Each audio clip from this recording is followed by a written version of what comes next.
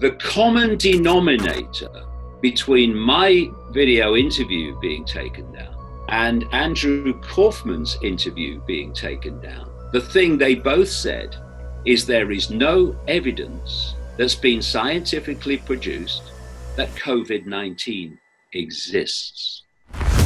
They're reptiles and they're disguised as human beings and they're able to move up in power. Do you actually believe that concept? I'm not saying that anyone must believe it. I don't give a damn if they believe it or not. We've got 10,000 cars lined up in San Antonio for food banks. It's not the time to talk about reptilians. But I think why this is happening now. I think they go together, though. Let me explain to you why they don't go together. No, they don't go together. I'll explain to you why they go together. I'm going to talk about the coronavirus. David, here's why. Or I'll go and have a cup of tea. I mean, make your mind up. My attorneys recommended I not do this interview for obvious reasons. There's so many underground bases in America. On that basis, we're drowning in conspiracies. You don't believe that coronavirus doesn't exist, though? Produce the scientific evidence that it does. That's a conspiracy theory. Make of it what you will. 9/11 happened. You said that, it happened. The world was not run by the forces that we thought it was run by. You said you're the son of God and the world will be ending that year. You were 38 years old at that time. This is a man with a lot of credibility. What he says people listen to. I don't care who he is. He shouldn't be telling people what they can and cannot talk about.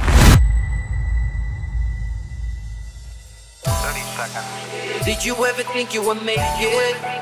I feel I'm so close I could taste sweet victory. I know this life meant for me. Yeah, why would you bet on Goliath when we got Bet David? Valuetainment, giving values contagious. This world of entrepreneurs, we get no value to haters. How they run, homie, look what I become. I'm the one.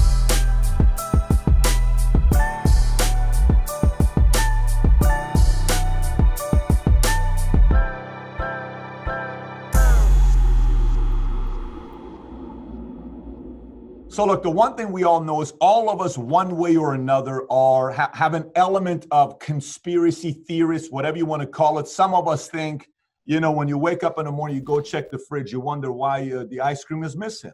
We had a full cheesecake. How come it's not here?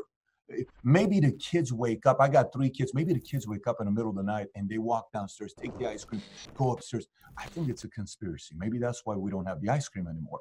Some people believe Tupac is alive. Millions believe Elvis is alive. Some people believe 9/11 was an inside job, and some people believe coronavirus is not a pandemic. It is a plandemic. But today, my guest takes it to a whole different level. Some call him a conspiracy theorist.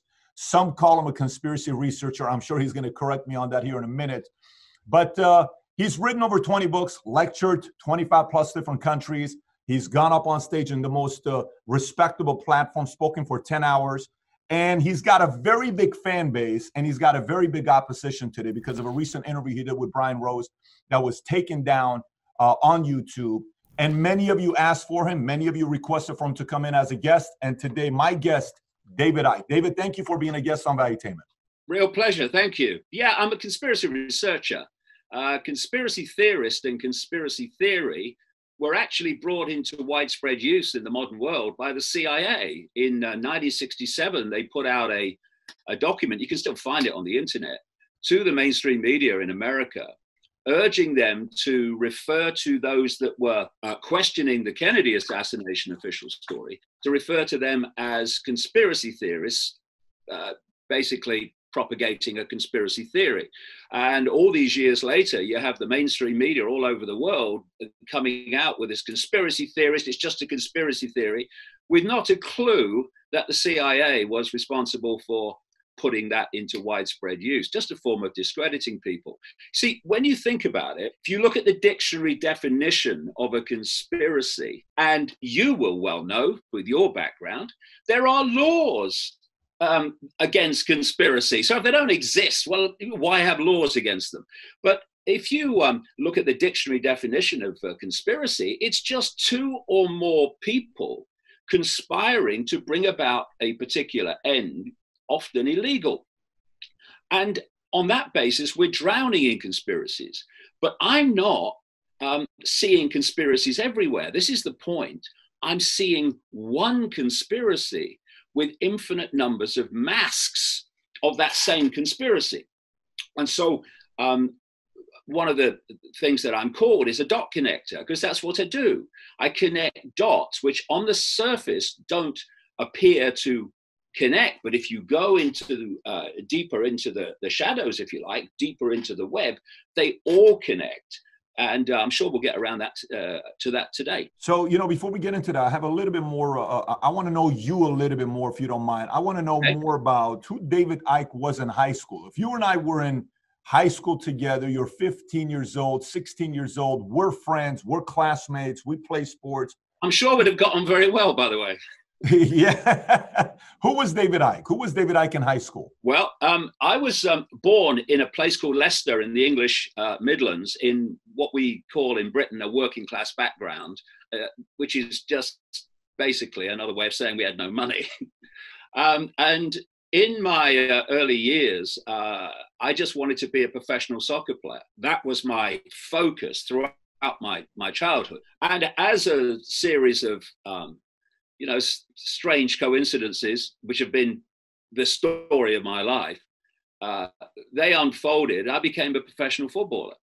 But then at 21, I finished with rheumatoid arthritis, very rare at that age.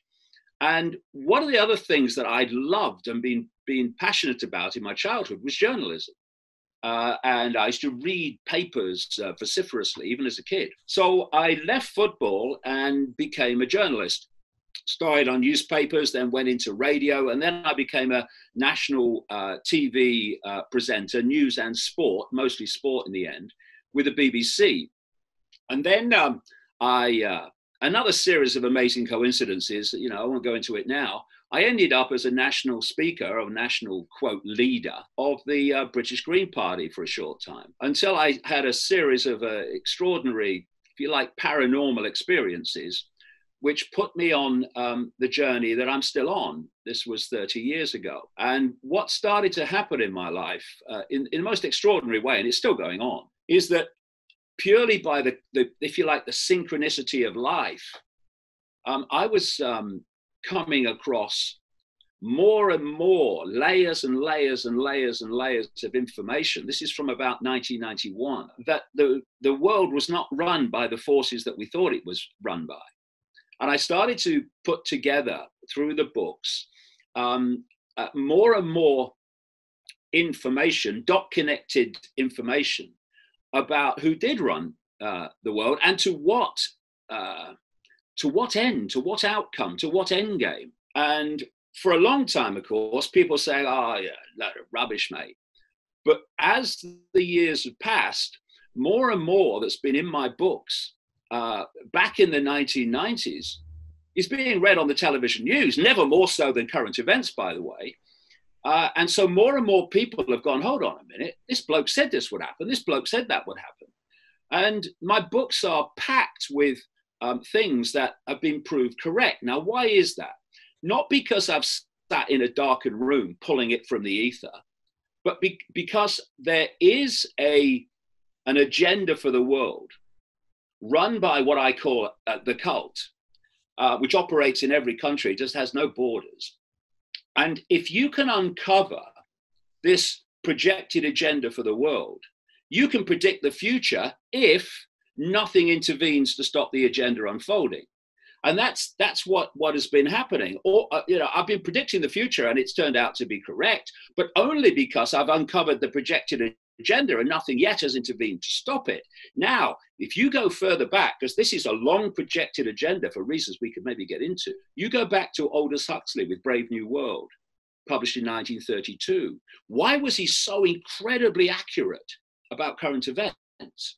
Why was George Orwell in 1948 with his 1984 so unbelievably accurate with current events? Why is a guy that I've quoted in my books a number of times, a guy called Dr. Richard Day, a big Rockefeller family insider, he spoke to a meeting of pediatricians in Pittsburgh, Pennsylvania in 1969 and shocked them by saying, turn off recording equipment, don't take notes, because I'm going to tell you how the world's going to change. And no one knows why he did it. I'm glad he did, because of the information that he's allowed me to have access to. But what he said in 1969, which is only 20 years after Orwell's 1984, is absolutely extraordinary, not just in theme, but in detail. This guy said in 1969, he described the internet, which was supposedly created in the 80s. He said that one of the plans is we're going to make boys and girls the same, that we are going to inoculate people with diseases, and so on and so forth. And how, and this is just totally in line with the research I've got from all over the world. I've been to 60 countries researching this. He said, we're going to take over with a world government dictating to the whole planet. And the idea and what current events are leading us to, it's so fast, is what's been in my books for decades, what I call the Hunger Games society. This is the outcome that they want. And once you know the outcome, you can see the journey. Know the outcome, you'll see the journey. Don't know the outcome, these events that become clear when you know the outcome are just random and bewildering and what's happening. So it's to create what I call the Hunger Games society, where you have, if you think of a pyramid, at the top of the pyramid, you've got a tiny few people, which we now have a name for, the 1%. And if you look at how a handful of people now have the same wealth as the poorest half of the population, you can see the 1% ain't kidding. At the bottom, and this has been in my books for decades, by the way, never mind current events. At the bottom of this pyramid is pretty much the rest of humanity in deprivation, and this is the word, in dependency on the 1%, because they don't have independent income. Amazing, I'm saying this in current events, this has been in my books for a long, long time. And between the 1% and the rest of the population pretty much, is designed to be, again, as I've been saying for decades, a vicious police military state to impose the will of the 1% upon the population and to stop the population rebelling against the 1%. And just to finish the point, this pyramid structure, the Hunger Games society, again, has been saying it for so long, is designed to be run not by elected politicians, but by technocrats. It's called a technocracy, which is defined as a society run by bureaucrats, experts, engineers, scientists, and not elected people. Silicon Valley getting more and more control of world events, witness Bill Gates in relation to current events, is all part of this technocracy unfolding. And key to it is that this society is run by artificial intelligence.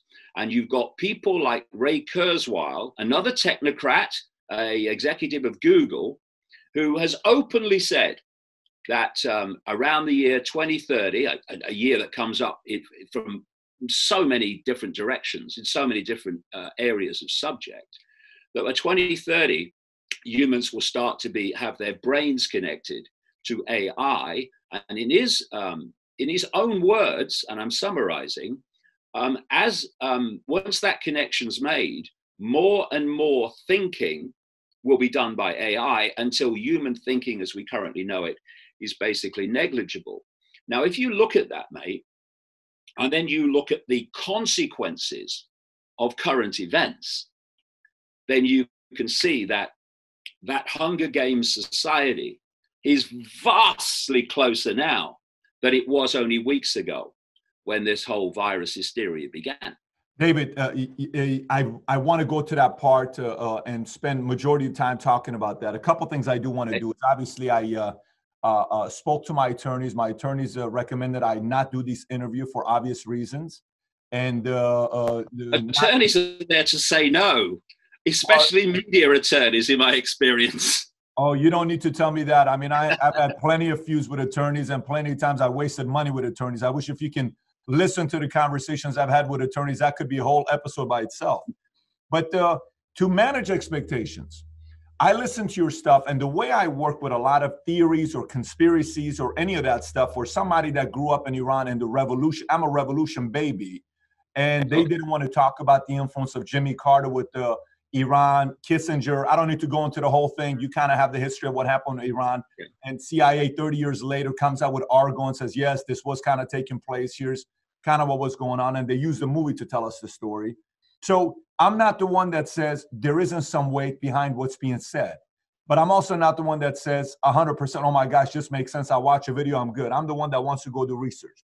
So to manage expectation, I want to share with everybody what are some things you've said in the past, and then what are some things we're going to talk about here today. And I'd like to ask you about some conspiracies, and then we go into 5G, coronavirus, and we can talk about that as well. Okay. For the majority part of this entire thing. All right. Now, you know, you've said a lot of things that have come true, and you've said some things that haven't come true. For example, this is what you said that did come true. You said in January 1999, between 2000 and 2002, the United States will suffer a major attack on a large city. 9/11 happened. You said that, it happened. That gives some credibility to say, how could somebody like you get something like that right? Now, at the same time, you said the world will end in 1997. And by the way, you can correct me and go through all of these. Also, you said on a show with Terry Wogan back on April 29, 1991, which, by the way, I believe that's also your birthday, April 29th. I don't know if you knew that was the day of your birthday. No, I didn't actually, no. You were on him on April 29th, was your birthday. That was the day it aired, by the way, FYI. And he had you there. You had your turquoise outfit. I kind of like your second outfit more with the all black when you were there on 2006, I believe.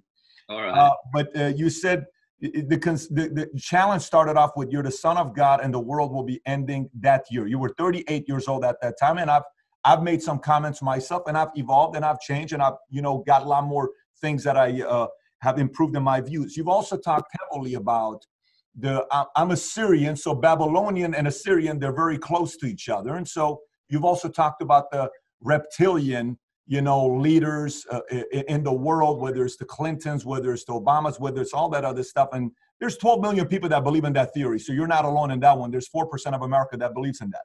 So to put everything here, we also have to know that in the past, you've said some stuff that has thrown people off and some stuff that have not become a reality. I just want to make sure the viewer knows right. that. Okay. Well, let me talk about that. What you're talking about is pre 1992 and since. And since 1992, my books have been phenomenally accurate. This is why vast numbers of people are looking at my stuff now. Because I've been so accurate year on year on year with events. But of course, what I've been uncovering is the same conspiracy, the same agenda that Aldous Huxley was talking about and Orwell was talking about. Same thing. I'm just a modern day version of uncovering it, and uncovering it on a greater scale. So let's go back before 1992, and let's just very quickly look at what happened to me and why all that Wogan stuff happened. I was a journalist with the BBC. I was a national spokesman for the British Green Party. And then during 1989, I had a gathering strange experience happening to me. I'm working for the BBC. I'm a national spokesman for the Green Party. But when I was in a room alone, it felt like I wasn't alone, like there was like a presence there, something I'd not experienced before. And through 1989, this presence got stronger and stronger and stronger until I sat on a bed in an empty hotel room in early 1990, actually March 1990. And I said out into the room, if there's something there, would you please contact me? Because you're driving me up the bloody wall. And a few days later, I was in a news shop, sells newspapers and gifts and tourist stuff. And long story short, I felt myself. It was what I know it was now is I was surrounded by an electromagnetic field, and it felt really strange. It felt like my feet were being pulled magnetically to the ground. And what passed through my mind, it wasn't a voice, it was a very strong thought. It said, go and look at the books on the far side. Now, I knew this news shop, and I knew that the books were all romantic novels, not my scene. You'd sell them to the tourists. I live at the seaside place. So I walk over bewildered, thinking, what the hell is going on? And I saw a book in among the novels, and it was a book called Mind to Mind by a lady called Betty Shine. And I was attracted to it because it was different to the others. And I turned it over, and in the blurb, I saw that this was a book, almost a biography by a professional psychic in England, which I had never heard of at the time, called Betty Shine. So very quickly, I read the blurb, and I thought, I wonder if she, because I've never been to a psychic before in my life, wonder if she would be able to pick up what I'm feeling around me for the last year. So I went to see her, and my football career had finished with arthritis, and what I told her was, because she did the hands-on healing, which is just an exchange of energy. I told her, maybe your hands-on healing will help. I didn't tell her anything else because I didn't want to, put anything into her mind. And I went there, and I'm sitting on the bench. And she's hands-on healing me left knee. And I felt like a spider's web on my face, just like, again, what I know now, it was an electromagnetic field. And maybe my face tingled. But I didn't know that at the time. It was all new to me. And I sat there, felt this on my face, and I thought, that's what she said in her book, that when other levels of reality are trying to lock into you, you sometimes feel like the spider's web on your face. Said nothing to her. 10 or 15 seconds later, she launches her head back and says, my God, this is powerful. I'm going to have to close my eyes for this one. And she then starts to tell me, I'm just a bloke. I work for the BBC, mate. I'm just sitting there. And she starts telling me she's seeing a figure in her mind. And this figure wants to communicate with me. And she said, this figure is saying, you're going to go out on a world stage and reveal great secrets. You're going to be world famous. One man cannot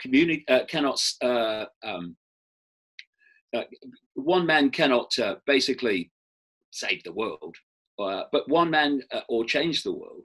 But one man can communicate the message that can change the world. That was one of the things that came out. And I'm sitting there thinking, what? And that I was going to be led to knowledge, and at other times, knowledge would be put directly in my mind. So I'm thinking, all right, yeah, okay. So I leave, and my life immediately became this extraordinary synchronistic journey of people, documents, books, personal experiences that were giving me puzzle pieces almost in the order that was easiest to see how they fitted. And this has gone on now for 30 years. Now, coming around to that whole Wogan thing, in this period, I had this overwhelming desire out of nowhere to go to Peru. What? I've seen Peru play at the Football World Cup a few times, but Peru? Well, what do you feel to go to Peru for? Anyway, I go purely on instinct, purely on intuition. Amazing things happen, which I cover in my books. But anyway, I end up at a place called Siustani, which is an Inca site, just, 20 minutes, 25 minutes drive from Puno on Lake Titicaca, the highest navigable lake in the world, they say. And the reason I went to Siustani is because a Peruvian guide who was going around Peru with me, he booked us into this hotel in Puno called the Siustani. There's pictures of this place all over the bloody hotel. And when I was looking at these pictures, something was saying, go, you must go, you must go. So I organized a taxi bus to go the next day. And it was a beautiful place with all Inca, they say Inca, it's probably older, sites all on the hill. And I walked around for about an hour, and it was lovely, but there was the urge I felt to go there was not matched by the experience. So I get back in the taxi bus thing with the driver and the guide, and we start driving back. And no more than 3 or 4 minutes down the road, I'm kind of daydreaming out of the vehicle, And I was looking at this hill, and as I'm looking at it, all I can hear in my mind is, come to me, come to me, come to me. And I'm like, Ike, you lost it, son. That hill's talking to you. What? So anyway, I just said to the people, can you stop the vehicle? I'm going up that hill. So I walk up, not knowing what the heck is going on.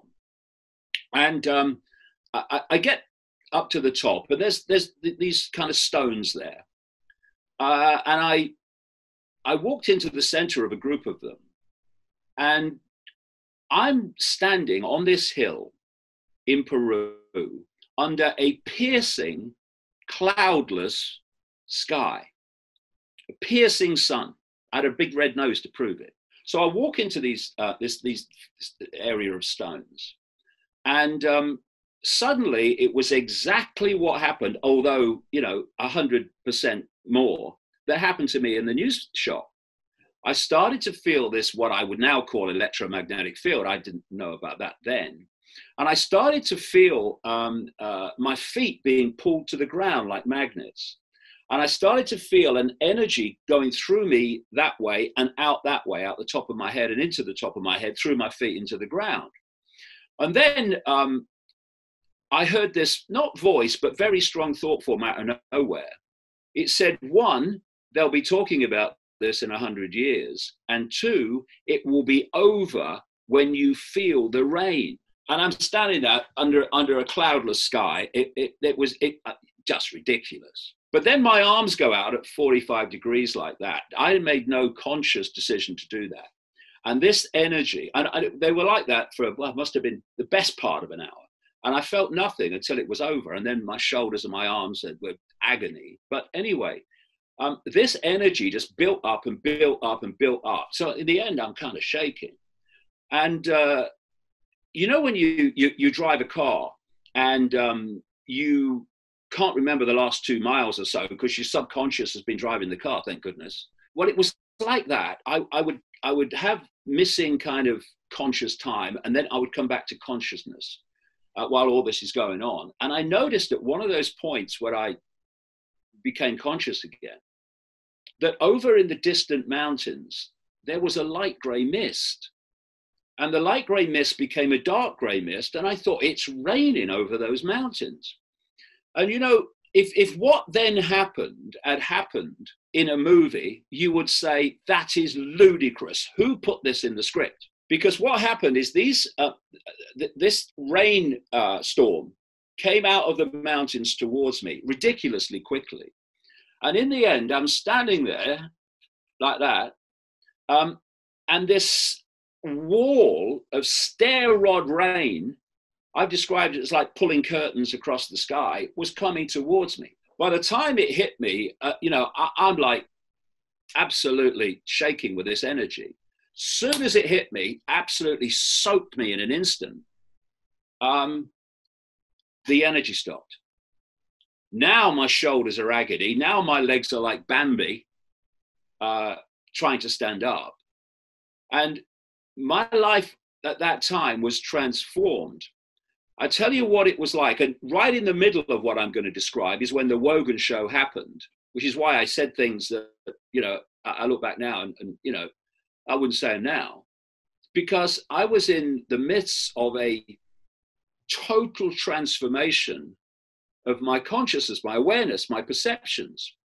I've described it like this. You're going along with your life and life seems a certain way, but you're operating within a bubble of perception, a bubble of information. And then someone comes along out of nowhere, doesn't give you any warning, and pops the bubble. Now, vast amounts of information, concepts, things of all kinds are pouring into your conscious and subconscious mind that weren't before, and you're trying to process them. And for 3 months, I couldn't process them, and right in the middle of that was the Wogan show. I've described it like this. You press too many keys on the computer at once, which is giving the computer too much information to process. Computer freezes. That was me for 3 months. After 3 months, after the Wogan show and the mass historic levels of ridicule that I went through in the aftermath of that, it was like the computer unfroze. Now I'm David Icke again, if you like. And people were coming up to me and saying, Dave, I thought you'd gone mad. You're the same bloke I've always known. I seemed it on the surface, but I wasn't, because now I could see things and how things connected that I couldn't see before. And so from that point on, the accuracy of my work, if I say it myself, because it is true, has been phenomenal in terms of the way it's played out in events, including current events.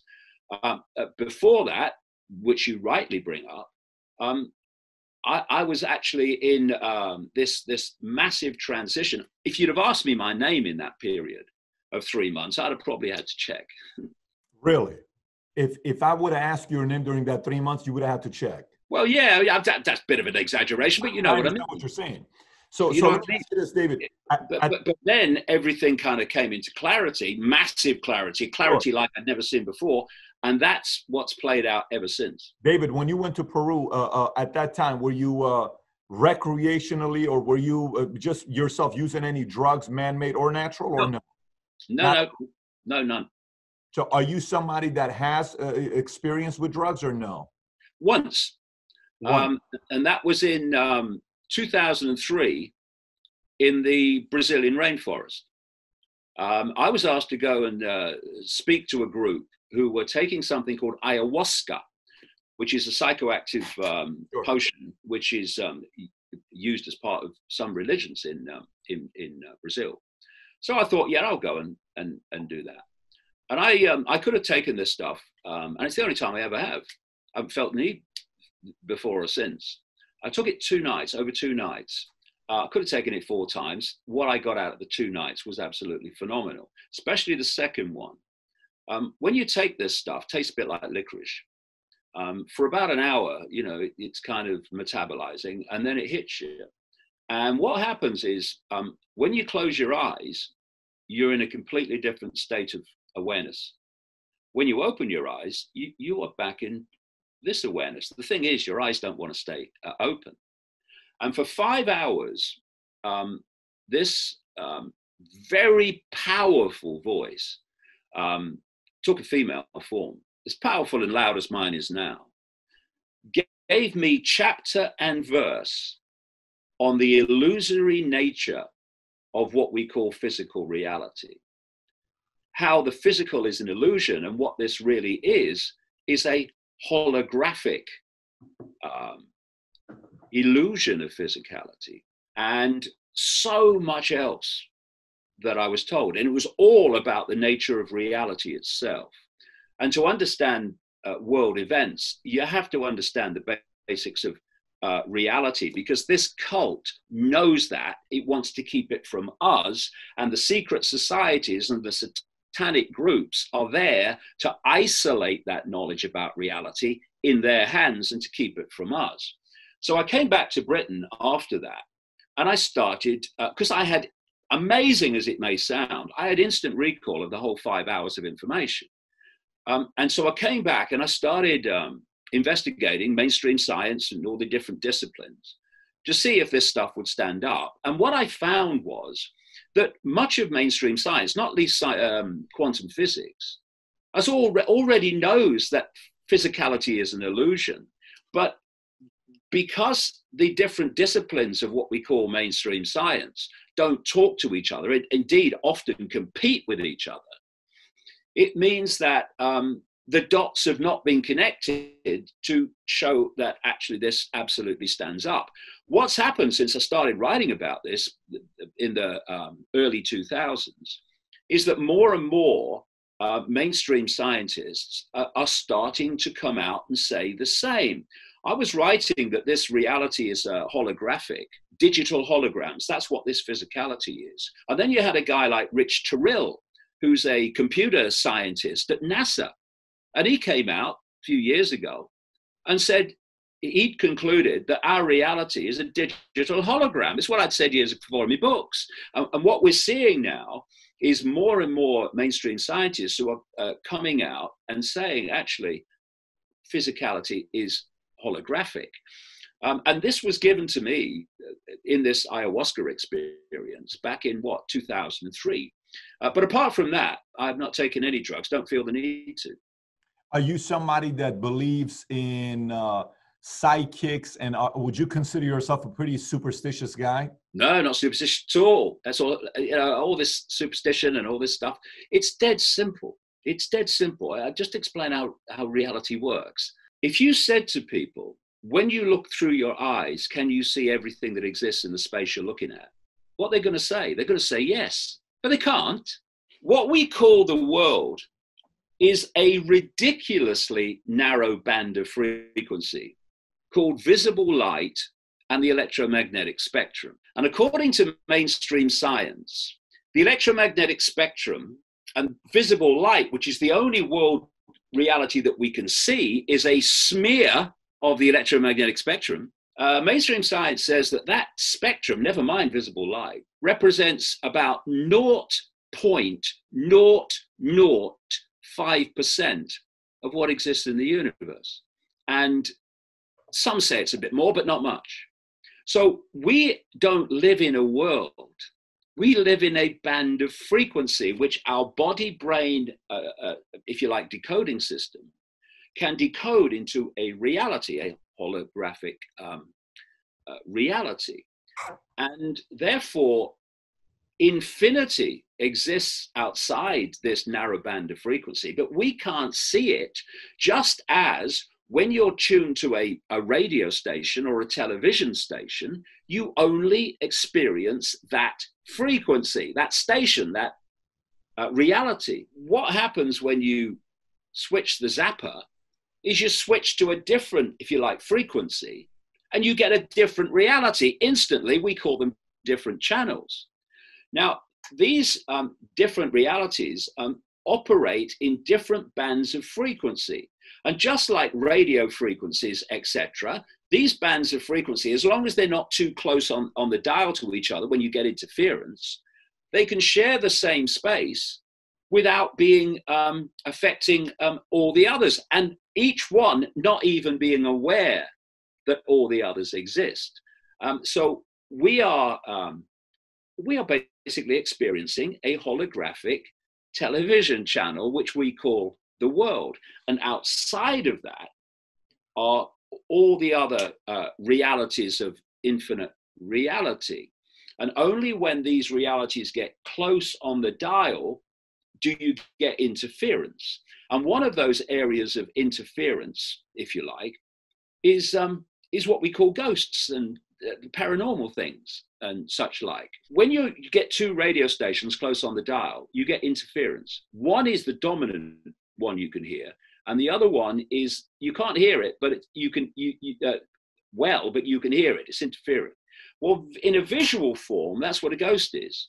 It's operating on a level of frequency that's not spot on the one that we are experiencing. Thus, it doesn't look solid like it would if it was on our frequency, but it's interfering enough that you can see it, especially if you're sensitive. And this is sensitive in terms of frequencies. So this is why someone will stand in a room with someone and they'll say, "There's a ghost over there." And the other person will say, don't be a prat. I can't see anything. Big different sensitivities. Now, what psychics are doing, and when we talk about psychics and mediums, you've got to make sure you've got a good one, because there's lots of people out there claiming to be it aren't, but you get a good one. How do you know the difference? They can expand their frequency range that they can connect with beyond the normal range of human frequency, and they can tap in to frequencies that are outside of the normal human range, and you can pick up information from outside there that's not available here. I've had experiences over the years of phenomenal amounts of information that you can pick up if you expand your awareness beyond the tiny band of frequency that we have. When I started out after that big Wogan experience, and not really the Wogan experience, that's just part of it, the blow your mind experience. When I started out then uncovering things, what would happen is that I would look at information received, and then I would come to conclusions. very soon after that, as my consciousness expanded, and I'm not sitting here cross-legged on a mountain like a guru, you know, I'm the guru, my consciousness expanded. Anybody can do it. It's just that this cult don't want us to do it. And that's why we're constantly pressured to perceive the world only through the five senses, which means only through this narrow band of frequency called visible light. But what happened then very soon is I would come to conclusions about what was happening. And then the five sense name, date, people information would follow that to confirm that the conclusion was correct. And that's been going on now for decades. And that's how the books have become so accurate, that process. Fair enough. So David, a couple things. I like what you said. You said some of the things you said during that 3-month period, you've changed. So Son of God and the world's going to be ending, though that 3-month period, that few months. Has your position also changed with the reptoid hypothesis? Oh, no. That hasn't changed. This is the point, mate, that I made earlier. Pre-1992, say pre-mid-1991, actually, you go before that, and I'm in the middle of this transformation. Sure. And when I was talking about the Son of God, by the way, what I was referring to is that we are all aspects of one infinite awareness. That has not changed one iota. We are points of attention within the same infinite state of awareness, and that individuality that we experience is our individual point of attention. But we are all part of the same whole. We're all, if you like, droplets in the same ocean, and we are the droplet and we are the ocean. So on that basis, if you want to use this symbolic language, we're all sons and daughters of the whole, the infinite whole. So that has not changed. Just putting it in a different way, that's not changed at all. There was a difference in the context. If you look pre-91 or pre-mid-91, that's one thing. You look post mid-91 to present day, and you'll see a completely different outcome in terms of information that's proved to be correct. But to put it in to manage the expectations here is, you did say even Jesus was criticized, so the comparison wasn't just being a son of God. At that time, you made the reference in a completely different way, just for full transparency. But you see, the thing is that these concepts that poured into my conscious mind, which I'm trying to process and understand, you know, you can confuse son of God, we're all sons of God in that process, and then eventually it becomes clear what it meant. So, you know, it was a period of great confusion, as it would be. You know, what I describe it like this: what was happening in my mind in that period, early 91 until about about May. May 91, January 91, February 91, when I went to Peru, to about May 91. That was the period that all that took place. And it's like if you burst a dam, and that's what happened.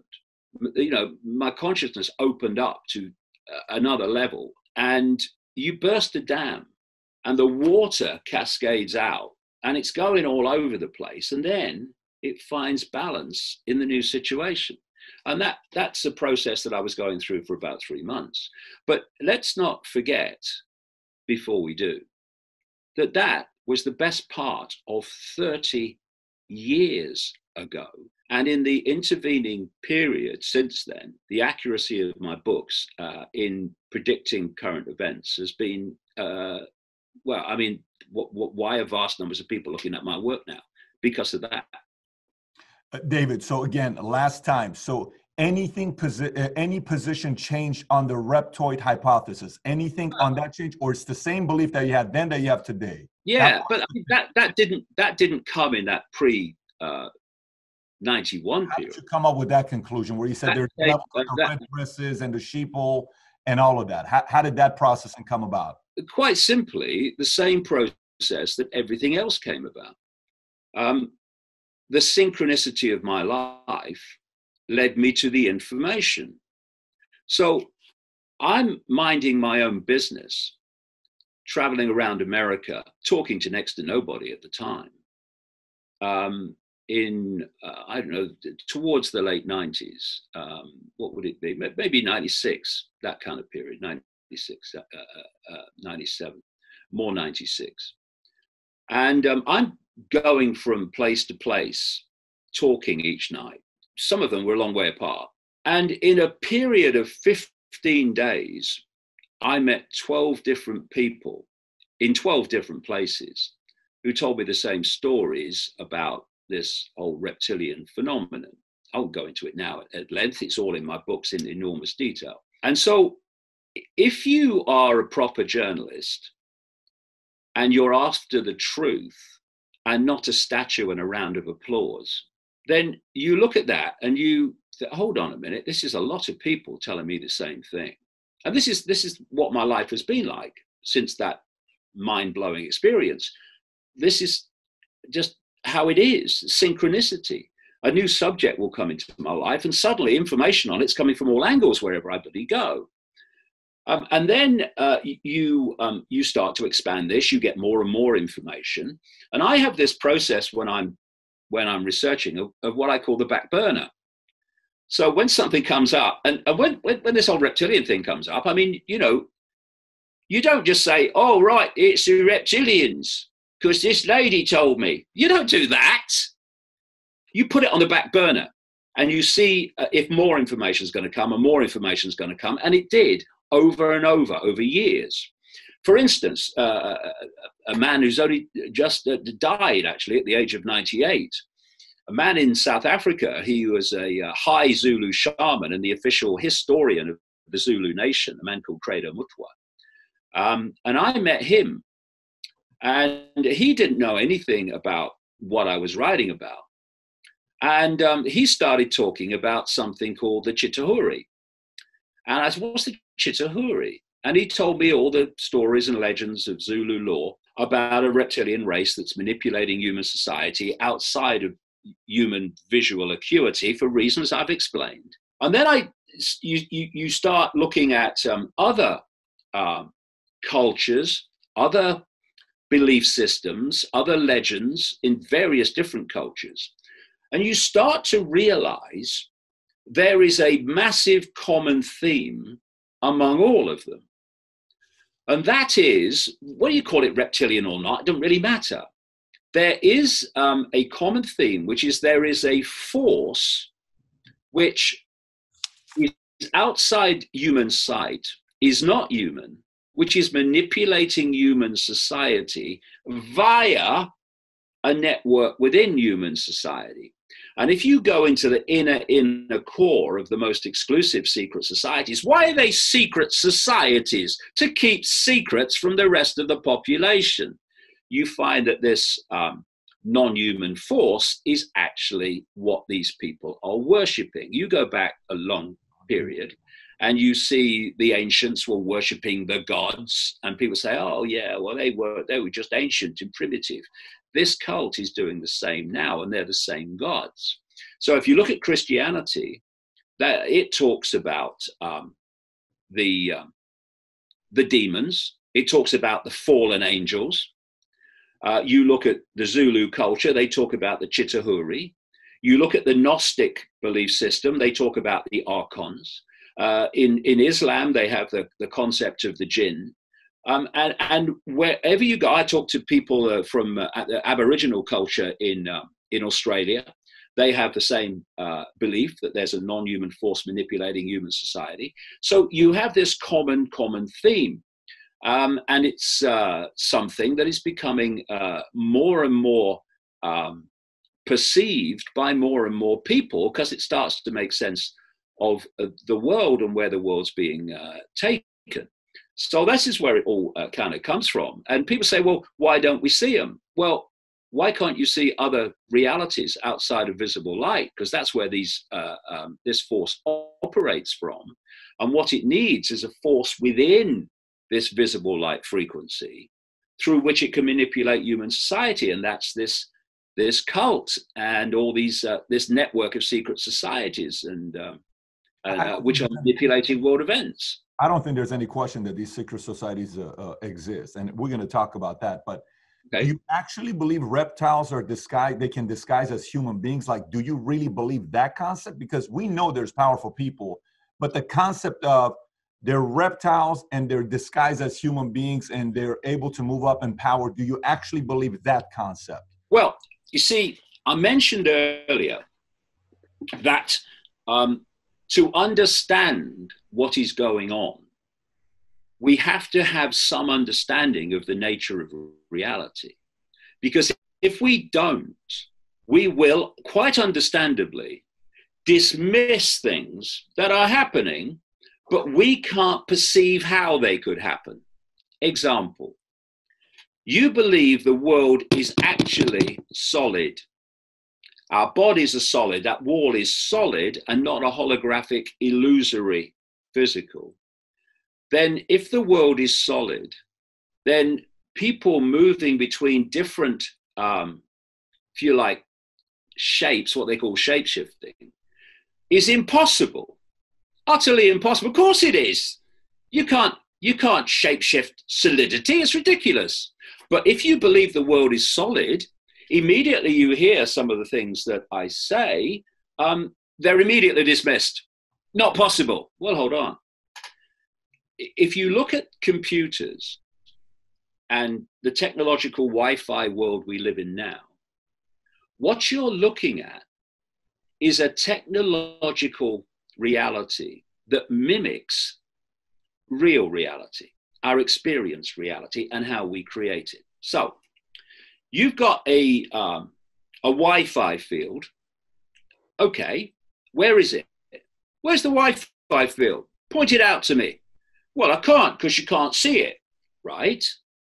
Now, if you didn't know about computers, and I said to you, there is a field of information that we're living in, like a sea, people would say, well, where is it? I can't see it. Therefore, it can't exist. But because people know about computers, you say, you know, there's a field of information and you can decode. Oh, yeah, I know about that. Wi-Fi, that's right. And the only difference between that's rubbish, mate, and, oh, yeah, I know about that, is knowledge. Knowledge of what you are experiencing and what you're talking about in terms of reality. So what does a computer do? You've got a Wi-Fi field full of information in the form of radiation, basically. And the computer decodes it onto the screen. And you say to people, and it decodes it onto the screen, by the way, on the basis of the information you put in to decode onto the screen what you choose to decode. You say to people, tell me about the internet. And they say, oh, yeah, well, it's pictures and graphics and text and all that stuff and websites. Yes, it is, but only on the screen. On the screen is the only place the internet exists in that form. Everywhere else, it's electronic codes and Wi-Fi. We decode reality in exactly the same way.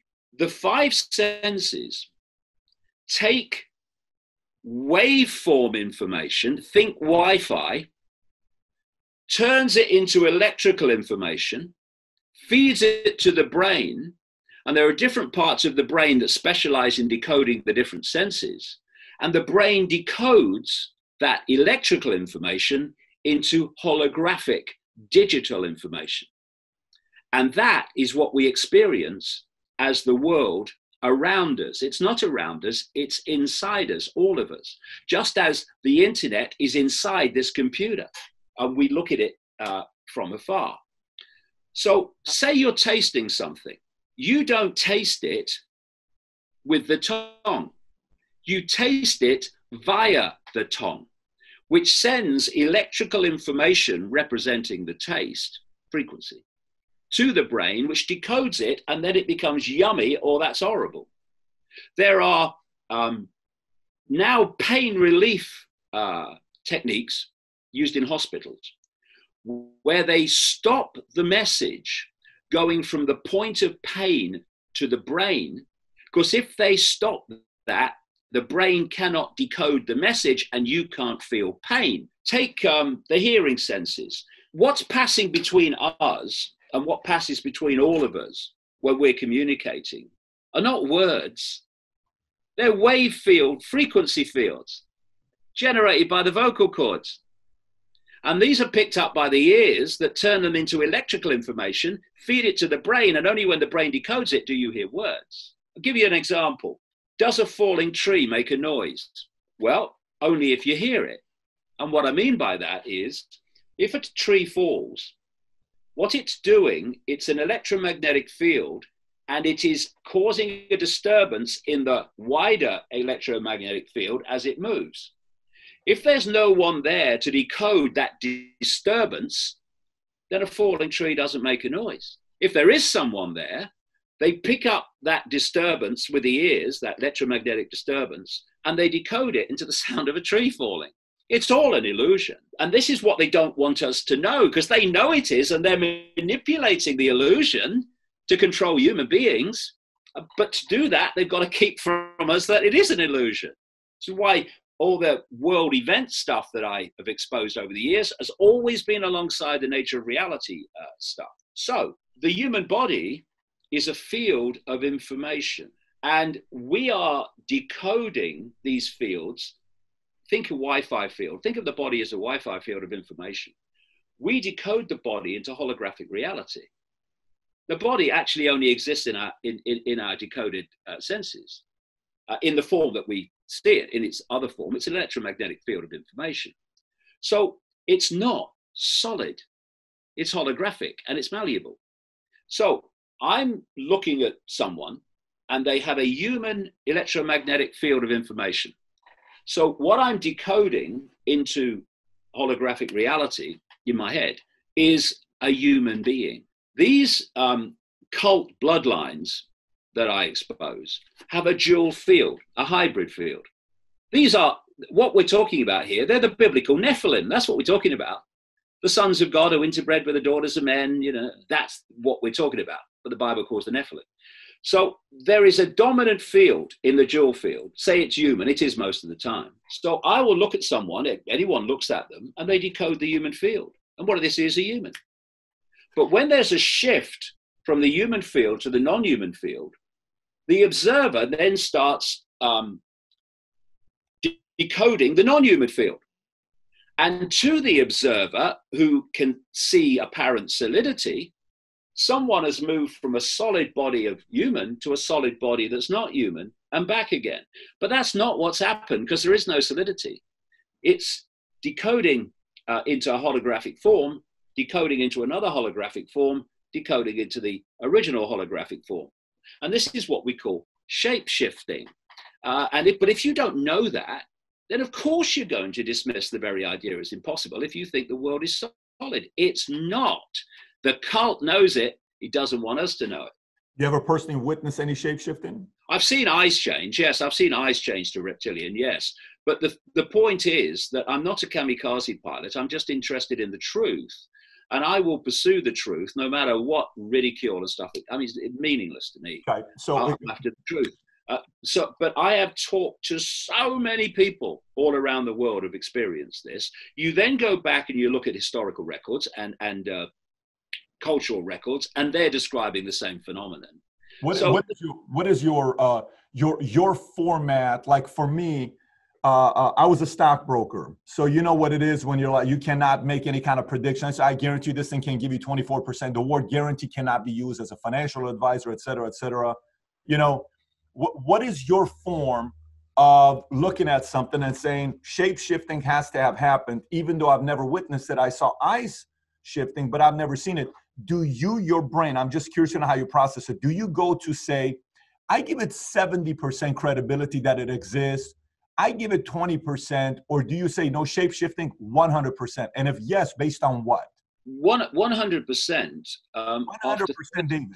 After 30 years of accumulating the information. But you've never seen it though. You've never personally seen it. I have seen eyes change from human to reptilian. That's a shapeshift.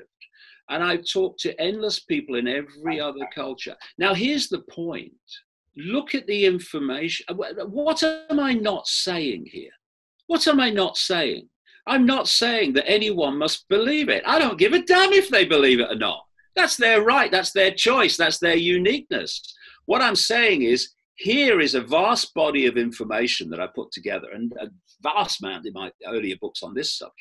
Make of it what you will. That's what I'm saying. I'm not saying you've got to believe it. I get that has to be your choice based on what you make of the information. That's all it is. It's a very persuasive thing to say because, when you say, I'm not saying you have to believe it, that is a form of getting me to want to believe it more because it's not being forced, it's by choice. I got to tell you, David, you're one of the best storytellers I've met in my life. You're an incredible storyteller with the details. I mean, I was in Peru with you, just so you know that. I was in that cabin. I saw the mountain. I was there with you.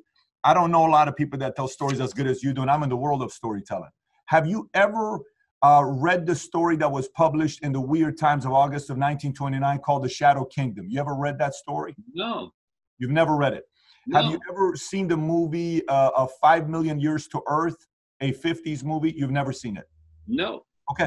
Okay, interesting. Okay, that's good. So let's set that part aside. So let's go away from our reptilian shape-shifting friends, and let's go to the next topic. David, would you mind if I give you a conspiracy theory, and in less than 5 seconds, you say there is some truth to it, there is no truth to it, or I don't care, like it's not something I'm interested in. Is that fair with you? That's fair. Let's just play a game here. Okay, here we go. Tupac is still alive. Say again? Tupac is still alive. I don't get that. That's okay. He's a rapper. So that means you don't know. He's a rapper. Oh, there you go. No problem. Elvis is still alive. I doubt it. Okay. It don't matter to me. JFK assassination was an inside job. Oh, 100%. All right, next. Obama birther. He's hit in the forehead by a bullet shot from behind him. What did it do? U-turns. Obama birther that Trump presented saying Obama wasn't born in the U.S., he was born in Kenya. Absolutely open to that. That's correct. But again, that's a past story, and I've left that behind. Flat Earth theory. The Earth is holographic, and if you look at holograms that we buy in the shops, how are they made? They're made by creating a flat interference pattern of literally frequencies on a print, and then those frequencies, which represent the object being photographed, are then hit by a laser, which turns that flat frequency interference pattern representation of the object, it turns it into the object in 3 dimensions, right? So because the world is holographic, the foundation of everything is kind of flat, but in its holographic state, is absolutely not flat. So I don't believe the Earth is flat in the way that we experience it at all. But like all holograms, they are projections from a flat surface. And what we're seeing in science now is more and more scientists coming out and saying they do believe that the basis of the universe is actually flat, and it becomes a holographic 3-dimensional representation. When that's exactly what I've been saying for years. How about the Bigfoot? There's a lot of Bigfoot sightings in Washington State. There's a lot of things in the world that we don't know about, and that could be one of them. It could not. But in the end, what you're looking at is data. And what I mean by that is not theories. You're looking at data. So if you meet one person and they say, "I've seen a Bigfoot," oh, okay, that's interesting. But it goes no further. But when you've got 100 people or whatever seeing a Bigfoot, as they claim, in the same area, now you've got the data. There's a bloody good chance something's going on here. So that's how you work. Next one. It's going to get better, by the way. Next one is Denver International Airport went $2 billion over budget. Rumor has it Illuminati built an underground headquarters there. I would say that was 100%. When I came accurate. Yeah, when I came into America, for the first time to talk on these subjects. It was 1997, something like that. No, 96. The first airport I flew into to get off a plane was Denver. And I went to a conference in Denver where some of the people were talking about Denver Airport. That was their specialization. And I found Denver Airport a very weird place with its gargoyles and its Freemasonic presentations and stuff that you get, and these weird bloody murals of horrible things. What's that doing in an airport? So I do think that there's something underneath Denver Airport. There's a lot of, there's so many underground bases in America, what they call DUMBs, deep underground military bases. The places they're scattered all over America, these things. And that's where the real deal goes on. And the technology that is developed there is vastly ahead of whatever we see in the public arena. Volcano in Yellowstone, Wyoming, that if it erupts, it could wipe out the entire U.S. No idea. No. Okay, no idea. UFO, do aliens exist? 100%. Look at the night sky. Look at the night sky. What? Are you having a laugh? Oh no, you know that compared with the perceived size of the universe, planet Earth is the equivalent of a billionth of a pinhead. Right? Yeah, that sounds good to me. We're on a billionth of a pinhead, and life as we know it only exists there. And elsewhere? Oh no, you're mad. Of course it exists. It's just a case of what is it, whether it's benevolent or malevolent, and it'll be a mixture of all of them. The idea that we're alone is, well, I mean, they call me mad. Is military and the government experimenting and researching aliens at Area 51? Well, not just Area 51, in general. And what's happened in the last, 6, 7, 8 months is it's been appearing on things like the Tucker Carlson show on Fox. I think Tucker Carlson, I can't stand Fox, by the way. I can't stand CNN, I can't stand MSNBC or any of them. I can't stand the BBC. But as a journalist who's willing to ask questions the others aren't, and make points the others aren't, then I've got a lot of respect for Tucker Carlson. And he's had people on his show talking about the fact that and they've had to admit it, that the Pentagon has radar pictures taken by its pilots of craft that are doing things that no technology that we know in the human visual arena could possibly do. And of course, it's all classified and stuff. So there's two levels of knowledge, you see. This cult operates, if I just explain this, it might make a lot of sense to people, not least of current events. The world is manipulated by a web, and think of a web, a spider's web, and at the center of the web, you've got the spider. That spider is the non-human force. Around the spider, in the strands immediately around the spider, are the most exclusive secret societies, and people in them you probably never have heard of. They're the people really running this cult from the inner sanctum. As you come out from the spider in the web, you're now starting to hit the secret societies we do know about, but we don't know what goes on there. Well, they'd like us not to, like the Freemasons, and I'm talking the inner core, and the Knights of Malta, the Knights Templar, the inner core of the Jesuit order, all this stuff. And as you come out, eventually you meet what I call the cusp organizations, which sit between the hidden and the seen. These are the Council on Foreign Relations in America, the Trilateral Commission created by the Rockefellers and Zbigniew Brzezinski, Jimmy Carter's former national security advisor, and the Bilderberg Group created in Europe at the Bilderberg Hotel. These are cusp organizations that sit between the hidden and the seen. And what happens is the agenda for the world comes out from the spider through the hidden, through the cusp organizations, and into the society, the arena that we see, the public arena.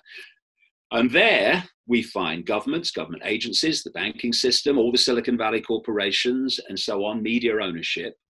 And in this level of the public arena it seems to be a series of completely unconnected organizations, agencies, whatever. If you go deep enough into them, and it's all compartmentalized, most people in these organizations haven't got a clue that what they're being controlled and directed to and what the agenda is. They just get on with their lives, get their pay, and go home to their families.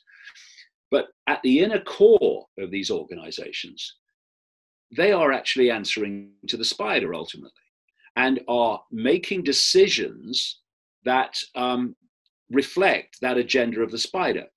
And in this way, things are happening in a coordinated way that appear to be random. And this can be seen very clearly in my experience with the Brian Rose London Real interview about the coronavirus, which was streamed live, and YouTube took it down virtually the moment, just a few minutes after it finished. And then Vimeo took it down, and then Facebook took it down. It's because if you go deep enough into these organizations, they are controlled by the same force, therefore move as one unit. So LinkedIn then trashed and deleted Brian Rose's account for doing that interview, because LinkedIn will ultimately go deep enough, be controlled by the same force that controls all the others. This is how it works. And so each country, and it can be explained very simply this way: the way this cooperates and manipulates globally and could coordinate this coronavirus thing that we're looking at now, current events, is the same as McDonald's, really.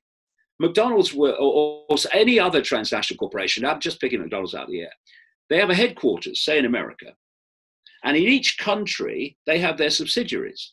And the subsidiaries operate in line and to the blueprint of the headquarters. And in the same way, this cult has a central point, and it has its sub-operation networks in each country.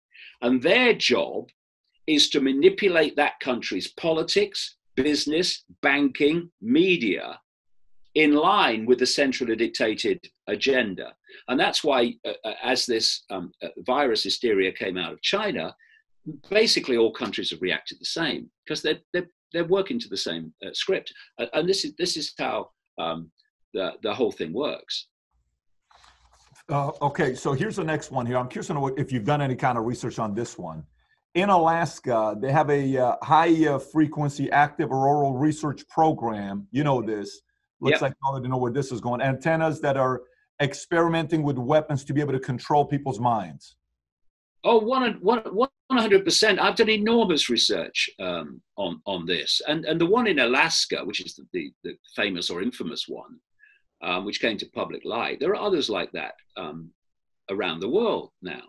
And what they do is they fire a frequency into the ionosphere, and they make the ionosphere in the upper atmosphere vibrate in sympathy with that frequency. And then it diverts the frequency now, because of the vibration, at a far higher power that it left the facility, back to Earth. And many things can be done with this, including manipulating the weather and creating weather extremes, among many other things.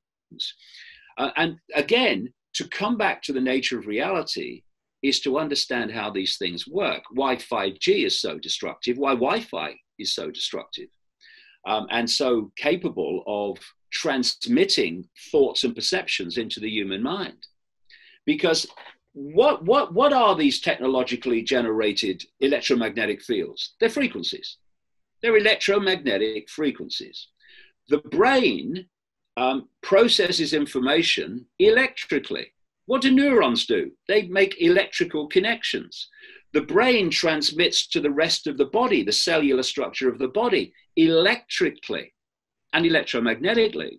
So anything external that interferes with the balance of that electromagnetic communication in the body and the processing of information electrically in the brain is going to affect people negatively, psychologically, and in terms of health.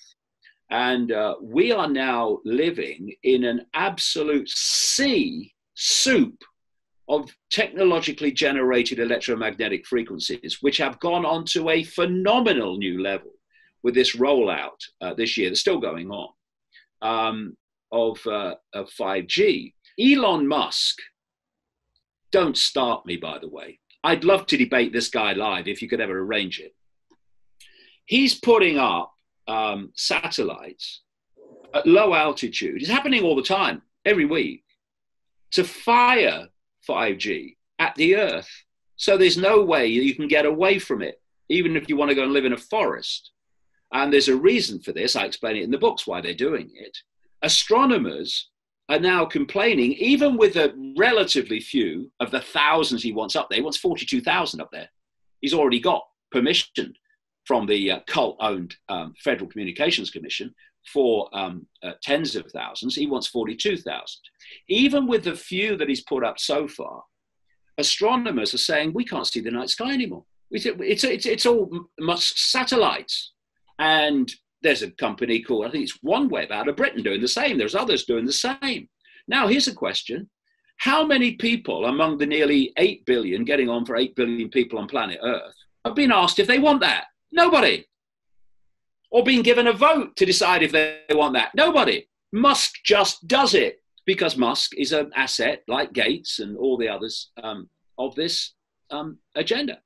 That's why he gets permission from the FCC. Of course, if the FCC is controlled by the same force that controls Musk, he's going to get permission for what he wants. Of course he is. And this is how it happens. So the challenge with when I did the research on why YouTube chose to take the video down, I don't know why LinkedIn did what they did, by the way. That whole thing, that scandal makes no sense to me, but I don't know their reasoning behind it. But I do know why YouTube and Facebook and Vimeo did. YouTube says linking 5G to coronavirus was the biggest challenge. And I'd like to kind of transition now. We can go now all 5G coronavirus. Let's talk about those topics now, right, since you brought up Elon Musk. But we got a lot of, now the viewer kind of has an idea where you stand with different conspiracy theories that people may have, and they can judge for themselves where we can go from here. I just want to make sure the viewer knows that before we go to the next part. The challenge that YouTube had with the interview that he did with Brian Rose is saying that 5G is the reason for coronavirus. And I want to say this to you. I had a guest on, General Spaulding from the Air Force. Okay, Robert Spaulding. He wrote a book called Stealth War. He is not a fan of China. He went and lived in China with his wife and kids to learn about their culture, how it's done, almost like an inside job to report back to U.S. And then years later, he found out what they were all about, went back again. Then eventually he was hired to work directly with the White House as a advisor, as a director. And one time he gave a briefing on what China was really doing, and that got Mitch McConnell upset and Biden upset. Now, you know, both of them have a link to China, Biden with his son, and then you got Mitch McConnell and his wife. His wife's father owns the largest construction company in China. So one is a Republican, one's a Democrat. So Robert Spaulding is not somebody that is a conspiracy researcher, nor is he a pushover, nor is he somebody that bows down to the people of power. This is a very reasonable man. When he says what he says, he has no motives behind it. I called him. We spoke a few days ago. I said, hey, General Spaulding, I'm hearing a lot of stuff that's being said that there is 5G is the reason why coronavirus is spreading. And I kind of gave him the timeline. I said, what do you think about the fact that in 1916, the emergence of radio waves, 1918, Spanish flu outbreak, 2003, 3G was introduced to the world, 2003, SARS outbreak. 2009, 4G was introduced to the world, 2009, swine flu, and now 2009, 2020, 5G is introduced to the world, 2019, 2020, coronavirus. And I said, how much credibility do you give to this? This is a man with a lot of credibility, what he says people listen to. He said 0. That's a conspiracy theory. It has nothing to do with that. And those who are talking about it shouldn't be talking about it. Now, that's one part. I'm going to turn it over. Well, let me say the other part. Let me say the other part. I'll turn it over. Let me just make this one point very quickly. I don't care who he is. He shouldn't be telling people what they can and cannot talk about. No, he didn't say can and cannot talk about. It's not what he said. Secondly, I'm not saying that the so-called coronavirus is can be put down to 5G. I'm saying it's something that's been taken into the mix for reasons we'll come to. That's a big difference. There's a big difference between saying that, because you know this on Guardian, where Dr. Cohen got up, and Cohen claiming 5G wireless networks are behind the pandemic. This is not Guardian. This is a complete different man that got up and he was presenting. Yeah. And it was shared by Kerry Hilson. You've seen this before. It's not the first time I'm telling you this. It's Michael Gove or Gov, who said that conspiracy theorists are fighting. Brain of Britain is. Brain of Britain, Michael Gove. Yeah. In his own mind. Yeah. So again, that part, to say that's the part that's getting people to be a little bit where they're now tearing down the towers. And you never want to use a platform like this to get people to take measures to different levels where people are getting hurt and they're breaking laws. And I fully understand that part. My question to you is, when you say, go ahead. What is the credibility? Where does your credibility come to say something like that, where the viewer can say, this makes sense? Credibility. Right. Well, let me just tell you a story. The London Real interview, which was 2.5 hours long, and I covered an enormous amount of it, and 5G of things, and 5G was a relatively small part of it, was taken down. And the idea was it was taken down because I said 5G had to be brought into the mix of current events. Then my son Jamie did an interview with an American doctor called Andrew Kaufman, operates out of New York State, who's done a tremendous amount of research into this whole coronavirus situation. And they had a chat, and YouTube took it down after it got 300,000 hits. They didn't mention 5G. The common denominator between my video interview being taken down and Andrew Kaufman's interview being taken down, the thing they both said is there is no evidence that's been scientifically produced that COVID-19 exists. That is what they want to shut down, even more than the 5G connection. You don't believe that, though? You don't believe that coronavirus doesn't exist, though? Of course. Well, I'll just say to you, produce the scientific evidence that it does. What I've been doing, because I'm a journalist, not a mainstream media repeater of the official story, is I've been devouring information from doctors, virologists, specialists in places like Germany, Italy, Austria, America, who will never be allowed to get onto the mainstream media because they're challenging and demolishing the official narrative. That's not allowed, because this is not about a free, open debate. It's about selling a lie.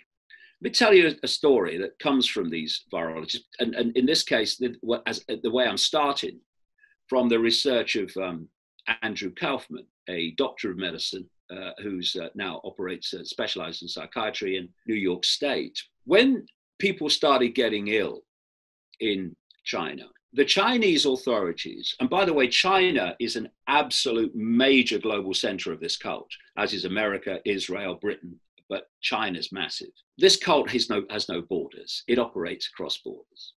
So what they did is they decided pretty much immediately that the reason people were getting ill, and they only did, checked and tested a tiny number of the first nearly 200 that got ill, that it was a bacteria or a virus, and they very quickly settled on a virus. And what they did, and a virus is not what we're told it is either. Anyway, they took fluid from the lungs of a small number of these people that got ill. And they broke down its genetic code, the genetic code of genetic material that was in the lung. And they decided that the cause of the problem was a virus. The problem is they never, and it has never, been isolated to show that that's what is causing this. There was a man in 1890. He was a bacteriologist and physician called Robert Koch. And he developed 4 what became known as Koch postulates, which have been the gold standard for mainstream medicine ever since, of how you prove that an agent is causing a disease. Number 1, all the people that get the disease have to have the same symptoms. Number 2, you have to isolate what you say is the causing agent from all other genetic material. So there's no contamination. You've only got what you say is causing it. You then inject this into a living host, and the living host has to get the disease you say this stuff is causing.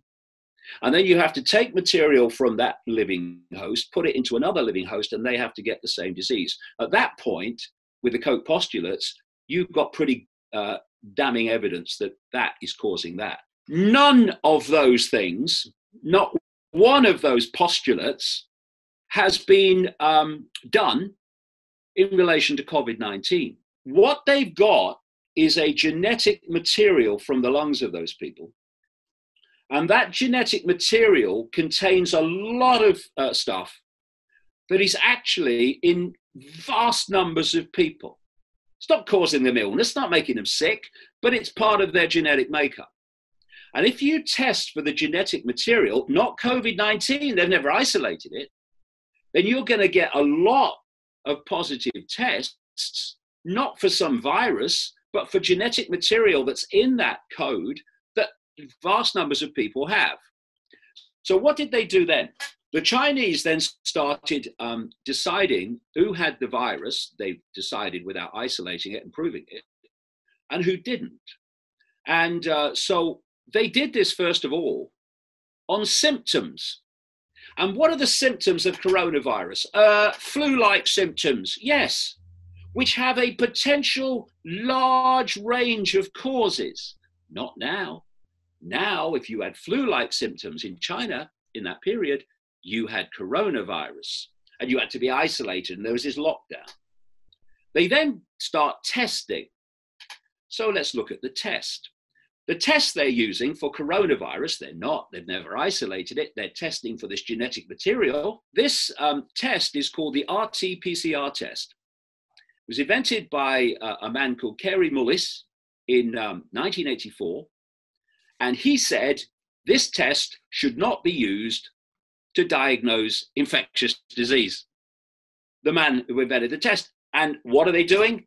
They're saying we are testing for an infectious disease. The other thing the test can't do, openly admitted, it can't test how much of, quote, virus you have. And as one American medical scientist said in a statement that I have on the website, you have to have, in his words, massive amounts of this stuff to be sick. But the test can't say how much you have, so it's irrelevant. They then start moving out and they prepare us for it. Oh, yes, oh, that Chinese virus, it's coming, oh, yeah. And it starts to move out. Now, I know this from many, many different sources, and some of them, quite a number of them now, more and more of the time, in America and in Britain and other places have gone public on this from the medical profession.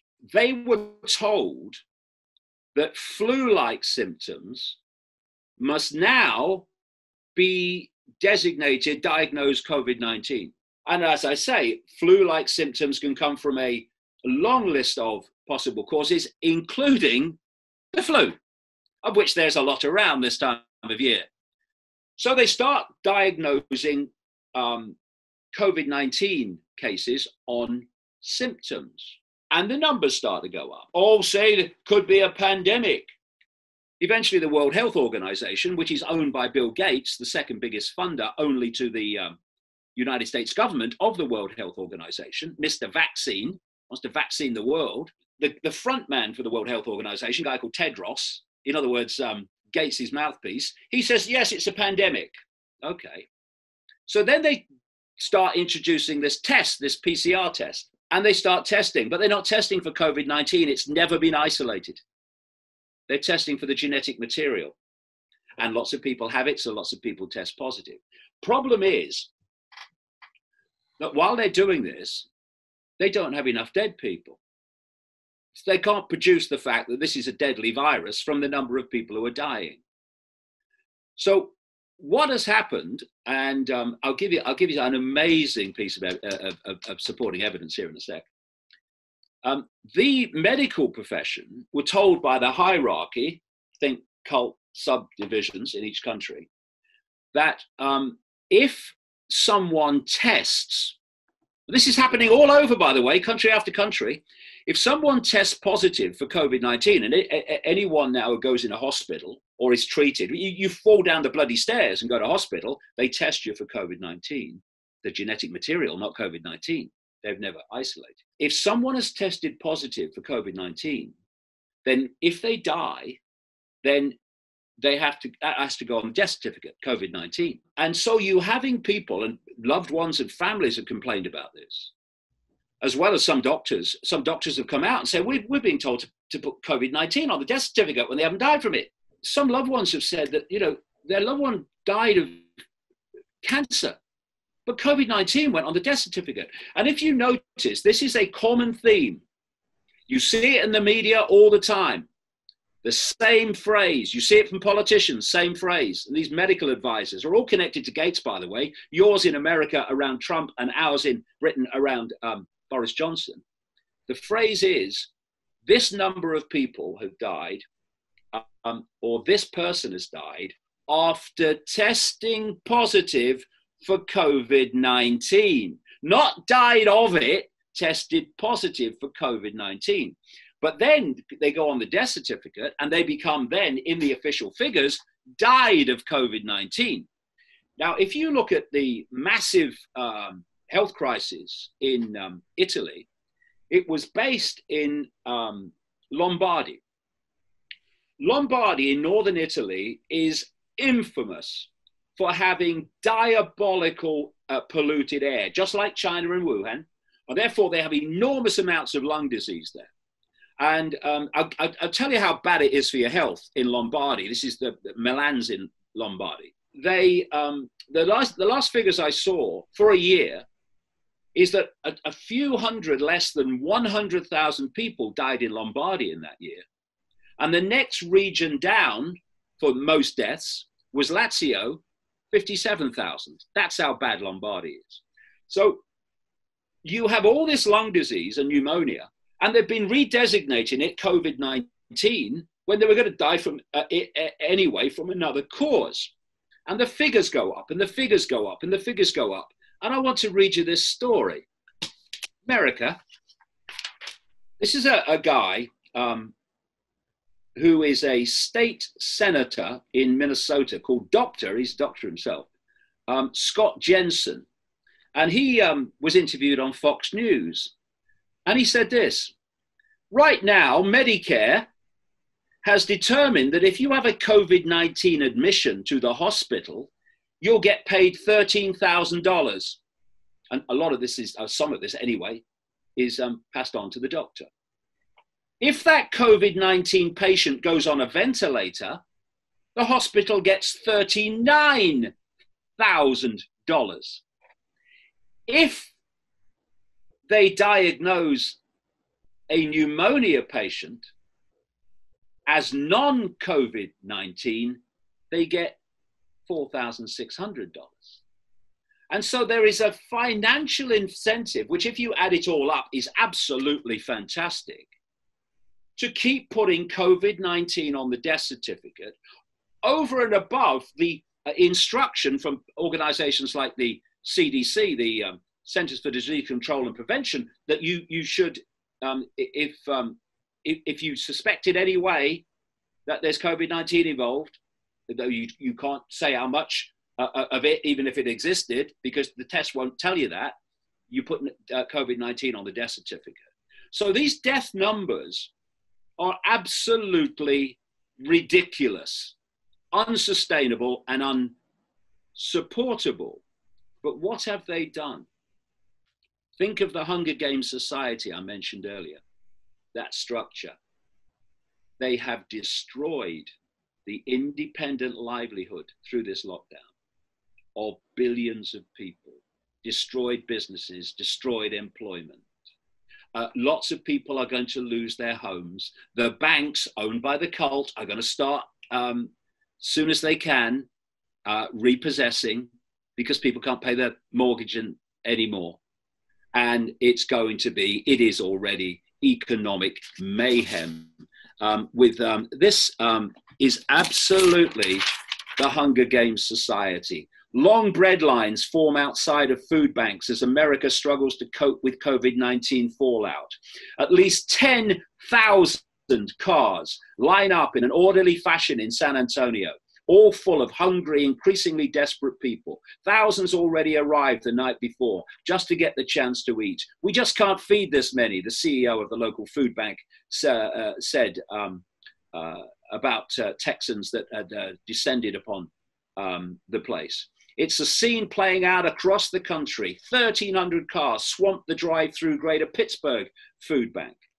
And this is exactly what's been in my books for years and years and years, that they were going to create some kind of major incident that led to the demolition of independent livelihood, so this Hunger Games society would be created in a very short time. And that's what we're looking at. And you see, if they released a virus, if they release, say, a bioweapon, some people claim, out of this Wuhan lab, then you lose control of it. You don't know what it's going to do. It's got to kill a lot of the people you don't want to kill. And people would be dead in the streets. But if you invent a virus and you control the perception of it by controlling the way that it is administered and registered in death certificates, you can decide when the numbers of perceived dead go up and when it starts to fall. And then, and watch for this, mate, after a respite, you can then have a second and third wave, and those waves will come just before the vaccine is ready, the Gates has funded. And we should ask ourselves what will be in that vaccine. So, David, you covered 50 items. So I have to go back. And unpack some of these things here, because there were a lot of statements were made. And let me go through, and then you'll have your time to respond, just like I gave it to you.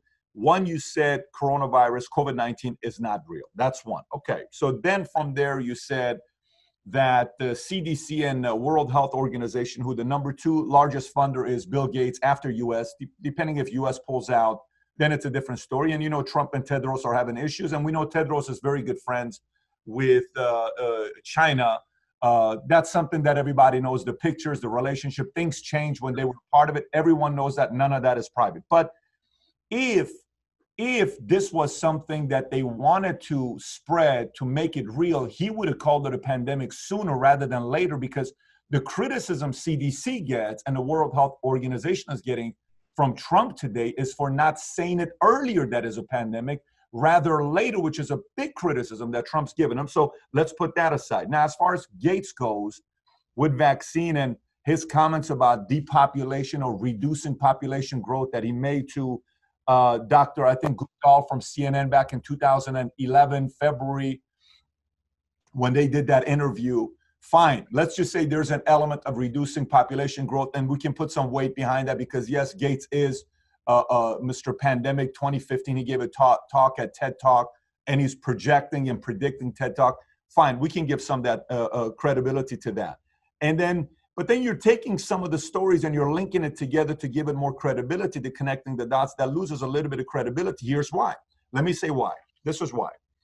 If they're getting paid $39,000, the hospitals, if a person dies from COVID-19 versus the number you gave of $4,900. Not if they die, if they're diagnosed. If they have the ventilator. Yeah, if they're diagnosed, they get $39,000, and they don't, they get $4,900. From the senator you talked about, who's also a doctor. Okay, let's just say that that's the case. And let's just say in Italy, all of those people that died, you know, and they're putting it in that, hey, he died from coronavirus, but he had pneumonia or other issues. Fine.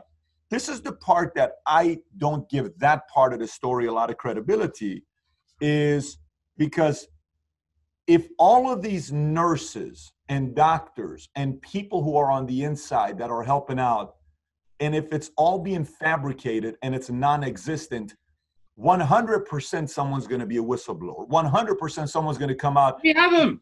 We have them. That's the point. We don't. So we should never underestimate the power within an organization of being told what to do. Not everybody. Not everybody. That's why we have whistleblowers. I agree with you. Go onto my website and look at the doctors that have come out and said we are being told to put coronavirus on the death certificate when they've not died from it. There are some whistleblowers, and there will be more because people are. That's sick the of part that'll gain credibility, because that's the part that's not happening. There will be more, but there are already enough to show that it's. But you cannot say coronavirus is not real. I mean, you saw the news. I've just said it. What I say to you is show me the scientific evidence that COVID-19 exists, that it's been isolated as a particular agent. Are you asking the question if it's natural or man-made? Is that what you're asking? Are you asking?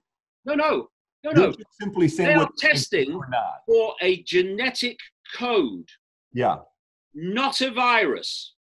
I mean, I've got statements here from medical professionals and people like a medical scientist in America who calls the test a Mickey Mouse test that's not testing for COVID-19. Sure. That's fine. And that was said some 2 or 3 weeks ago. Now more and more people are saying, well, it's not testing for COVID-19. I'll tell you another story.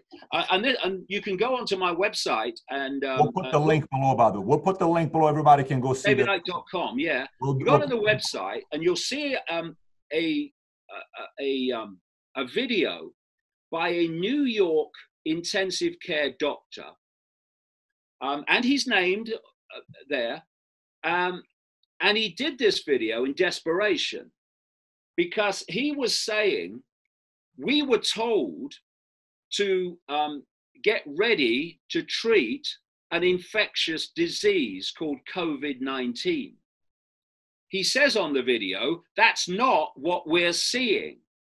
We're not seeing an infectious disease, COVID-19.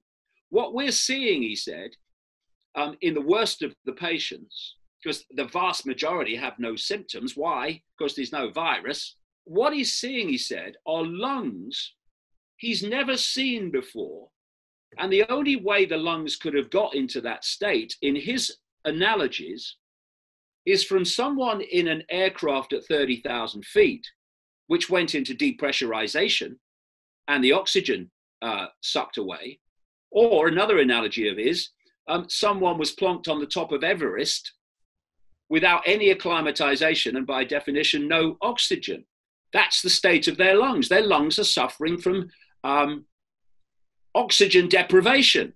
I'm not, saying, oh yeah, this, that, and the other, but I will say this. And this is admitted, by the way, by the telecommunications industry. At 60 gigahertz, 5G millimeter waves interact with oxygen molecules in a way that affects the oxygen. An offshoot of that at 60 gigahertz is that the human body and blood cannot absorb oxygen. And if you're hit by 60 gigahertz, those are the lungs that you would have. So it's about looking at the evidence and seeing how the dots connect and not getting anything off the table. And so I don't mind doing that, but to say it from a level of certainty, David, you scare a lot of people when you say it from a level of certainty. I understand there being a level of doubt, because think about it. You know who Li Wenliang is, right? You know Li Wenliang. Li Wenliang. He's the gentleman that was the doctor, the 37-year-old doctor that was a whistleblower in China at Wuhan, who came out and said this virus could spread and this is not a regular virus. And China didn't give it any attention. And this doctor died a couple weeks later, but he is saying it's a real virus. It's something that could really spread. And then yesterday, news breaks out. I don't know if you saw the press conference with President Trump, where another source came out yesterday. Yahoo shared it. Fox shared it. Multiple different platforms around the world have shared it. Sources believe coronavirus originated in Wuhan lab as part of China's effort to compete with the U.S. COVID-19 originated in Wuhan laboratory, not as a bioweapon, but as a part of China's effort to demonstrate that its effort to identify and combat viruses are equal to or greater than the capabilities of United States. Multiple sources who have been briefed on the details of early actions of China's government and seen relevant materials told by Fox News. And then obviously there was an agent who went out, and once he went out and he shared it with people, sources believe that the initial transmission of the virus was bat to human, and that patient zero, who worked at the laboratory, then went into the population in Wuhan, and then it spread. And one thing I will give credibility to is China knows they can't fight with America or other nations purely just as military, but they want to fight it based on biowarfare, chemical, computer and virus dissemination, environmental destruction, drug trafficking. That is their game. Their game is maybe more manipulation. I may give more credence to that, but to say coronavirus is not real, even the people that don't respect the Chinese government, who are doctors in China who died or were killed, said this is a real thing. That's the part where sometimes when I hear that, it makes, when the audience and everybody calls me saying, Pat, what do you think about what this David Icke said? Do you agree with him? I said, there's some stuff that he says true, but some of it is sensationalized and it scares the hell out of people. No, it's not sensationalized at all. You sensationalize stuff if you overcook the pot. What I'm looking at is evidence that's come from virologists and come from doctors and come from specialists around the world who are saying this is not a lethal virus that they are claiming it is, and they've not isolated it, thus they cannot prove it exists. So if something's coming out through government, then I don't care what they say. I've spent 30 years investigating governments, and they are invariably lying to us and want us to believe something because it's taking us off the scent. And in terms of, this is a lethal virus and it could spread. Well, show me that, a number of things.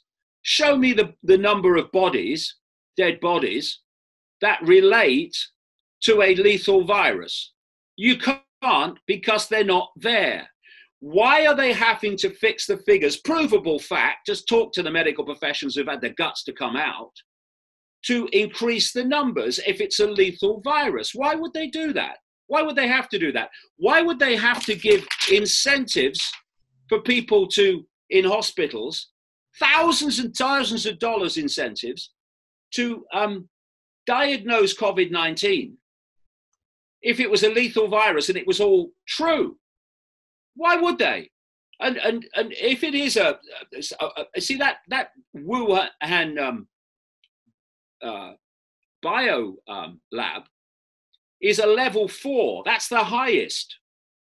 And if it's a level 4, it's dealing in absolutely lethal bioweapons. Okay. So something was released from there. Where's all the dead people then? You've got to look at the facts. What do you mean? Not I can't connect those dots. look at statements from governments, but to say, does it add up? The numbers do not add up. Tucker Carlson is now, I saw him in the last couple of days, now starting to get it, slowly but surely. The others will never get it. And he started to say, hold on a minute, how lethal is this virus? Because the numbers are coming down and down and down in terms of the percentage of people who are claimed to have died from it, even with all the manipulation. He just went in different places. And we're now closing in on equivalent of flu. And this is something else I want to say about how this has been done. And maybe someone could explain this to me, why they've actually had to do this. One of the key tools that this cult uses, and it's through its gophers, to manipulate events, is computer models. It's computer models that told us that well by now, years ago, the North Pole would have disappeared in the summer. It hasn't. And these projections that have caused these lockdowns, which has caused this economic Armageddon, have been done from computer models, and they've been done through an organization in London called Imperial College, not least a guy called Professor Neil Ferguson. Ferguson and Imperial College are funded or have funding, large funding, from Bill Gates. Then you have this other organization in America called the Johns Hopkins University Medical Operation, which is organizing assimilating all the numbers, which the media are constantly quoting. Something else I could talk about at length, and their connections, not least to people like Gates. And this Ferguson, because you see, when it came to Britain, the Prime Minister, like Trump has pushed back on it to an extent, the Prime Minister, Boris Johnson, clearly did not feel that what has happened needed to happen. He was asked if the professional soccer league should stop. And he said, no need for that. It was the soccer league itself that shut the football down in this country, not Johnson. Johnson said there's no need to close the schools. It's all, we'll deal with it. And then Professor Neil Ferguson came out with computer model projections. Wait for this. That up to 500,000 British people could die from this virus. Immediately, of course, you're saying to a prime minister, to be fair, this is how many could die, our projections say so, and you'll be responsible if you don't lock down the country. So immediately there was a big backtrack and Britain was locked down, and we have, like America, economic Armageddon and human Armageddon. Immediately the lockdown was in place, Ferguson and Imperial College start reeling back and saying, oh no, probably less than 20,000. But the 500,000 has got the lockdown. And computer models are perfect because what comes out as a projection is dictated by what goes in as data. He was the man, by the way, who said that between 1 and 2 million plus people in America could die from this virus. Same guy.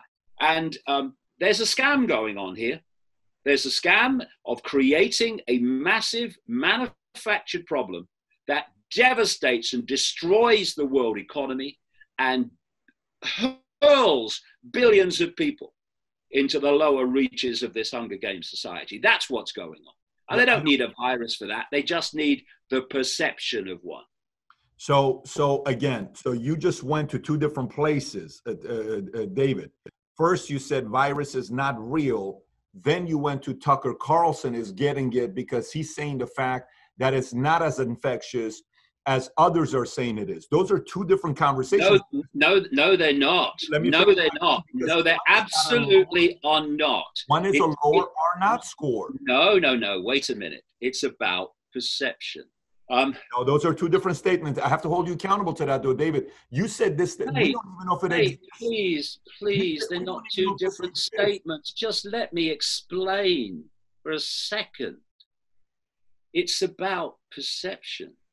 My perception is, from my research ever since this started, is there is no virus. Tucker Carlson's perception is that there is. And his first movement away from the official story is that the infections and the death rate of the virus he perceives to be real is nothing like they're telling us. Therefore, he's starting to question the official story while still believing there is a virus. I think he's doing a great job. Going much further than that. So he has a different perception of me in terms of the virus. Fair enough. What he's doing is moving away from the official narrative and starting to question it. And if he goes on questioning it, he'll end up where I am. I don't know about that.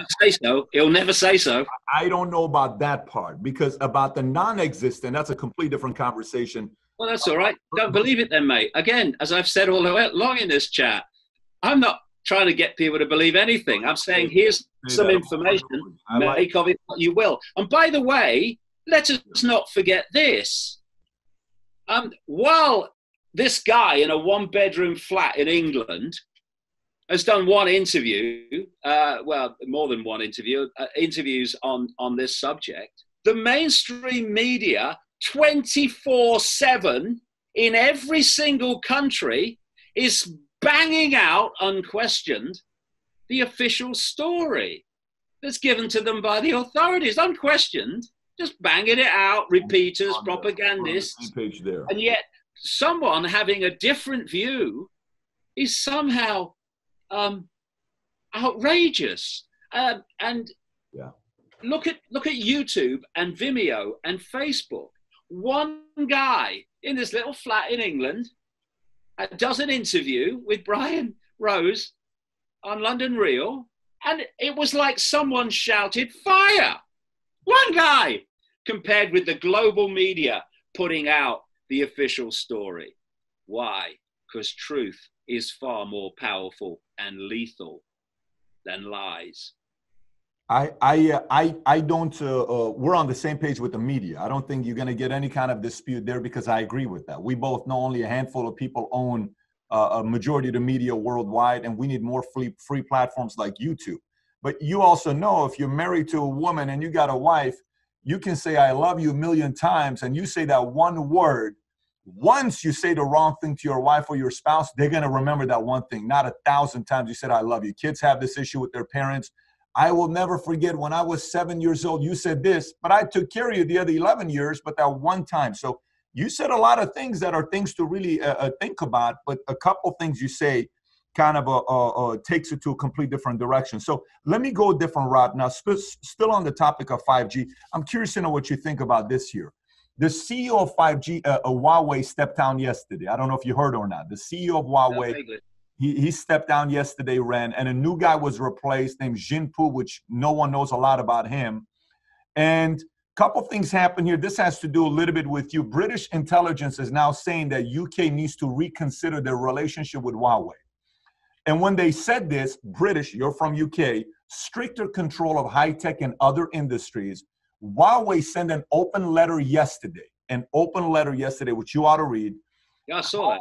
Not to change its partnership on 5G with Huawei, or else it will cause them harm. Now, you know, this is similar happening to France as well. The difference is Britain, you know, UK had kind of agreed to want to do this.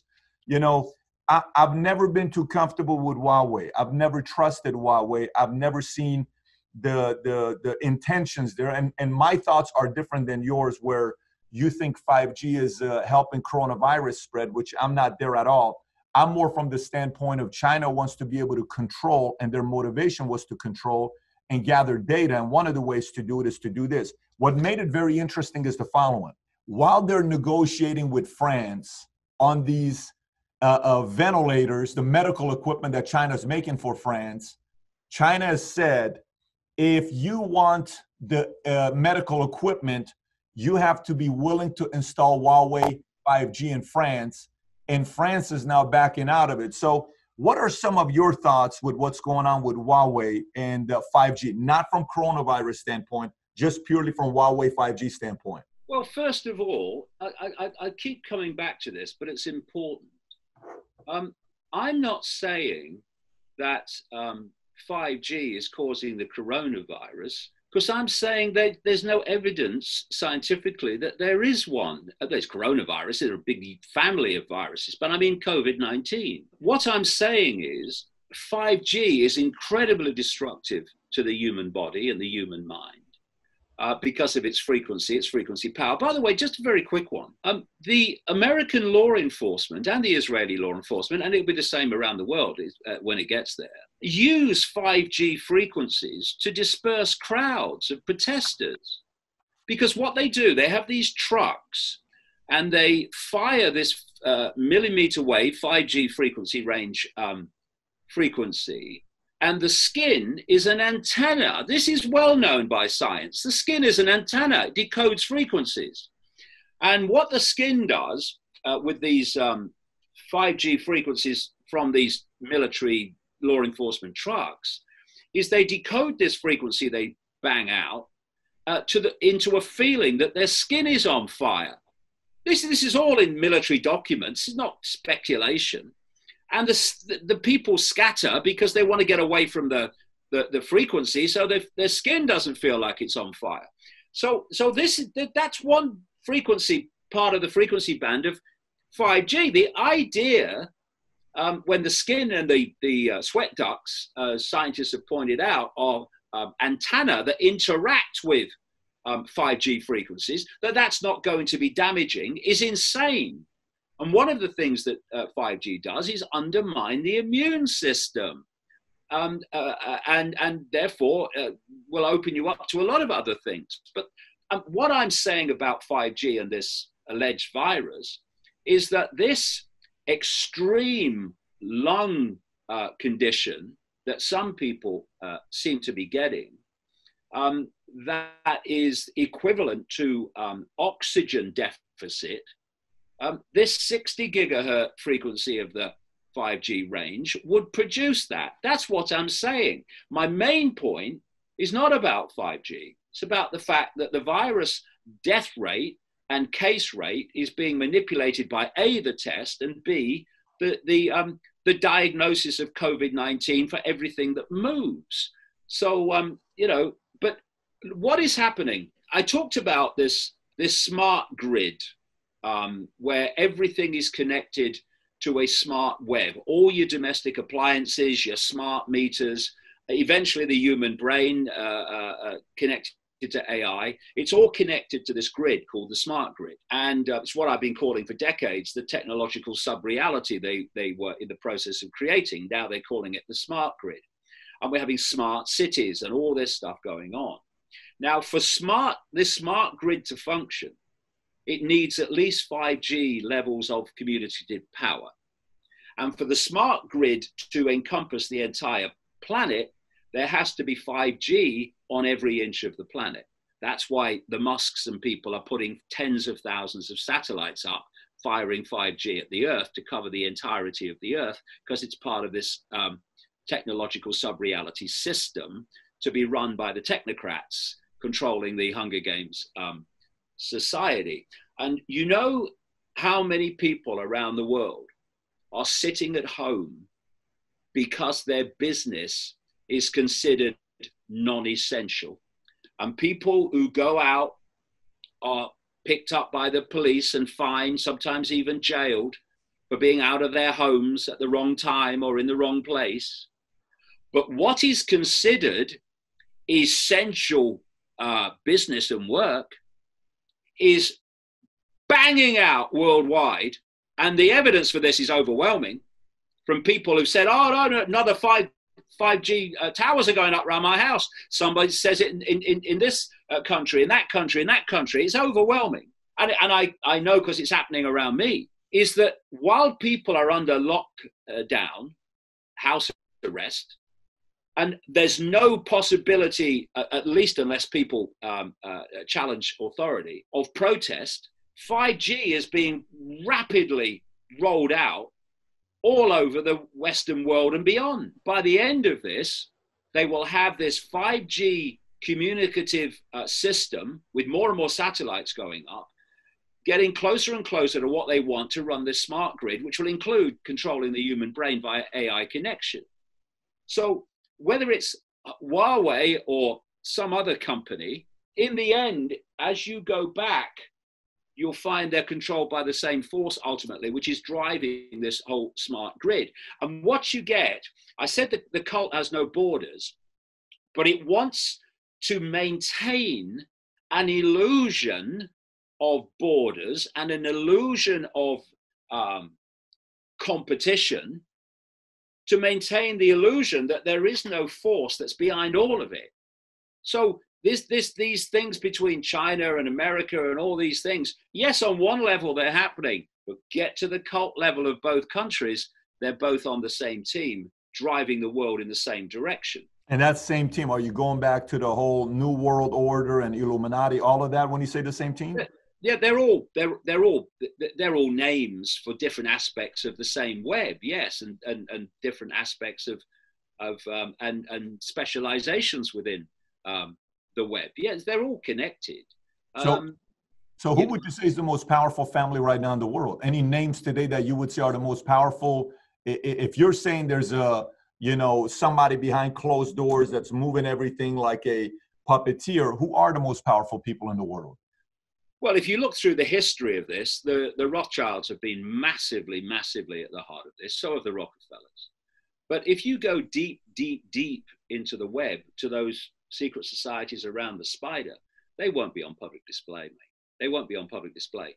And therefore, they're very difficult to identify. But you can identify their outcomes, their agendas as they play out. And because there is an agenda that can be accessed if you work your ass off, then that's why my books have been so accurate, because you expose the agenda, you predict the future. The whole point of my life is to alert enough people of what the agenda is and where it's going for there to be an intervention to stop it. That's the whole point of what I do.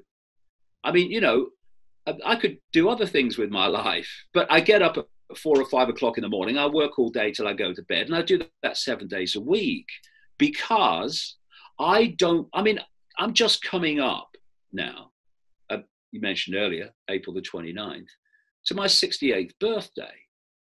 You know, another 2 years, I'll be 70. This is not about me, and it's not for me what I do. I don't want to see my children and my grandchildren living in a global, Orwellian, fascistic, technocratic, controlled, non-democratic world. I don't want anyone else's kids and grandkids to be living in that. That's why I do what I do.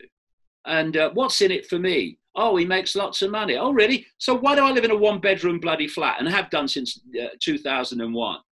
I'm not a material person. I want to see the world being free from this manipulation and this control, which is getting more incessant by the day. And that's what I do, And I'm saying, here's some information, make of it what you will. Because I'm not trying to convince anybody. Well, that's a mug's game. People have to come to their own conclusions and not be forced and manipulated into doing so.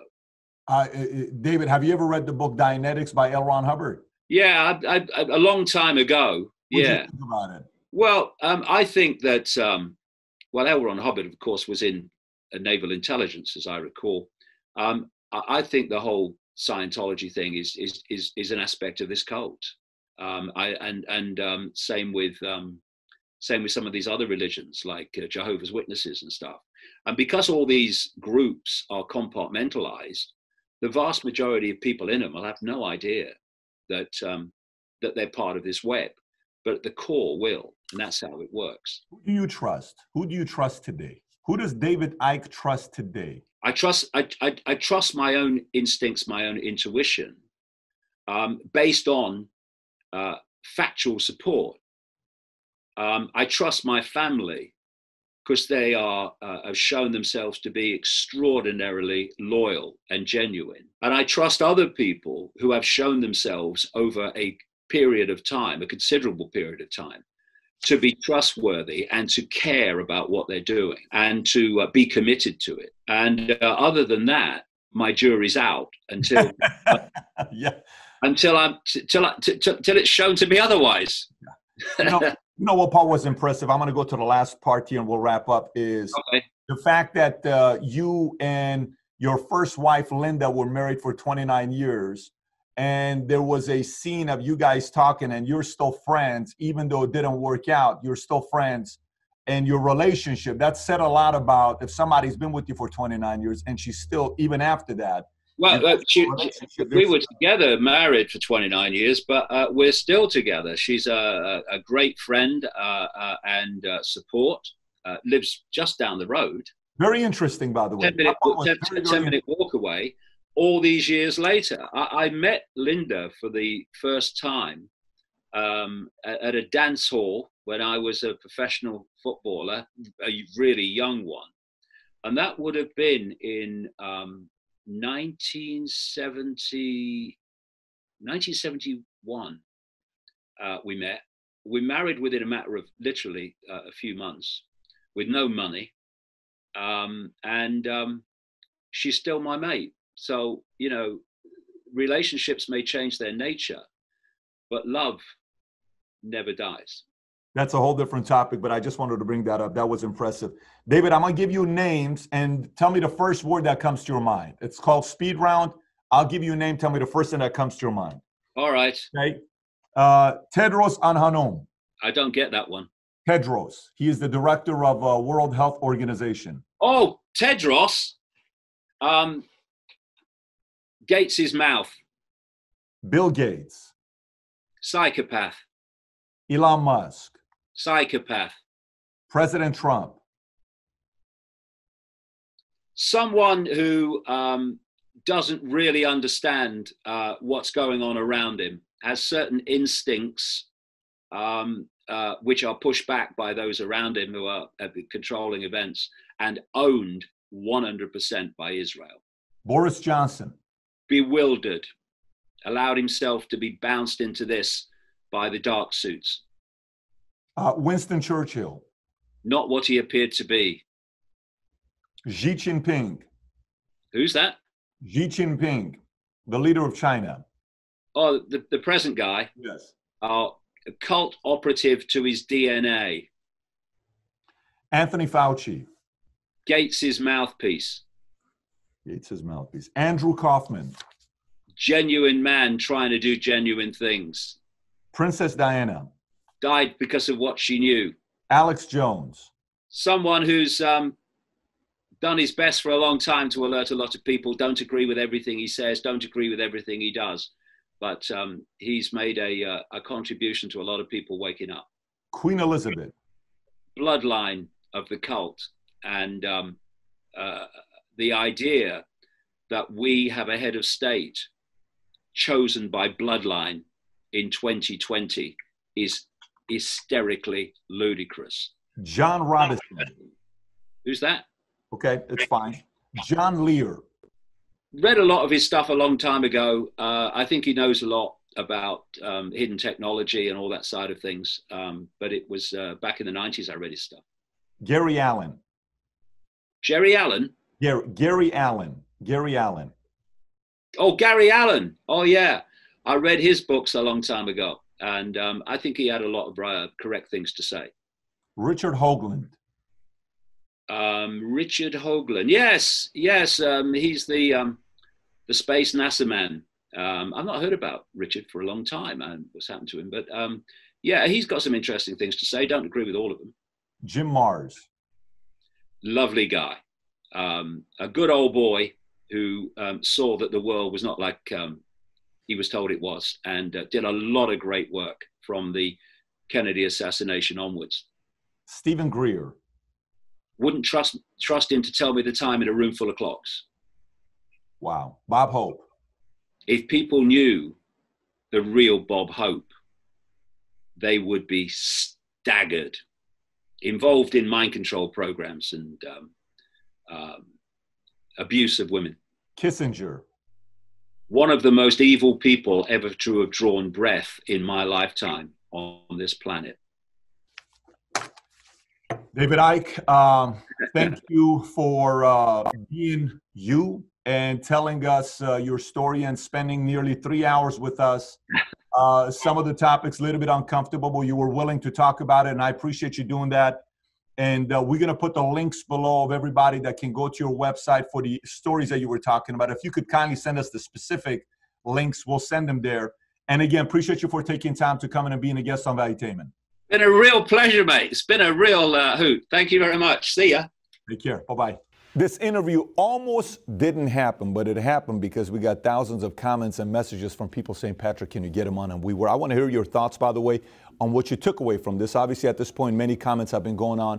How much of what he says do you agree with? How much of it are you neutral? How much of it do you say, I just don't believe any of that? Comment below. And if you enjoyed this video, I have 2 other videos I want you to watch. This is an interview I did with an economist that we talked about the link with what's going on in the economy with Daniel DiMartino Booth, which is an incredible video. Click on this one here. And that's another video I did with somebody who lived in China for nearly 2 decades, Gordon Chang, as a lawyer who gave a complete different perspective on China. Having said that, if you haven't subscribed to the channel, please do so. Thanks for watching, everybody. Take care. Bye-bye.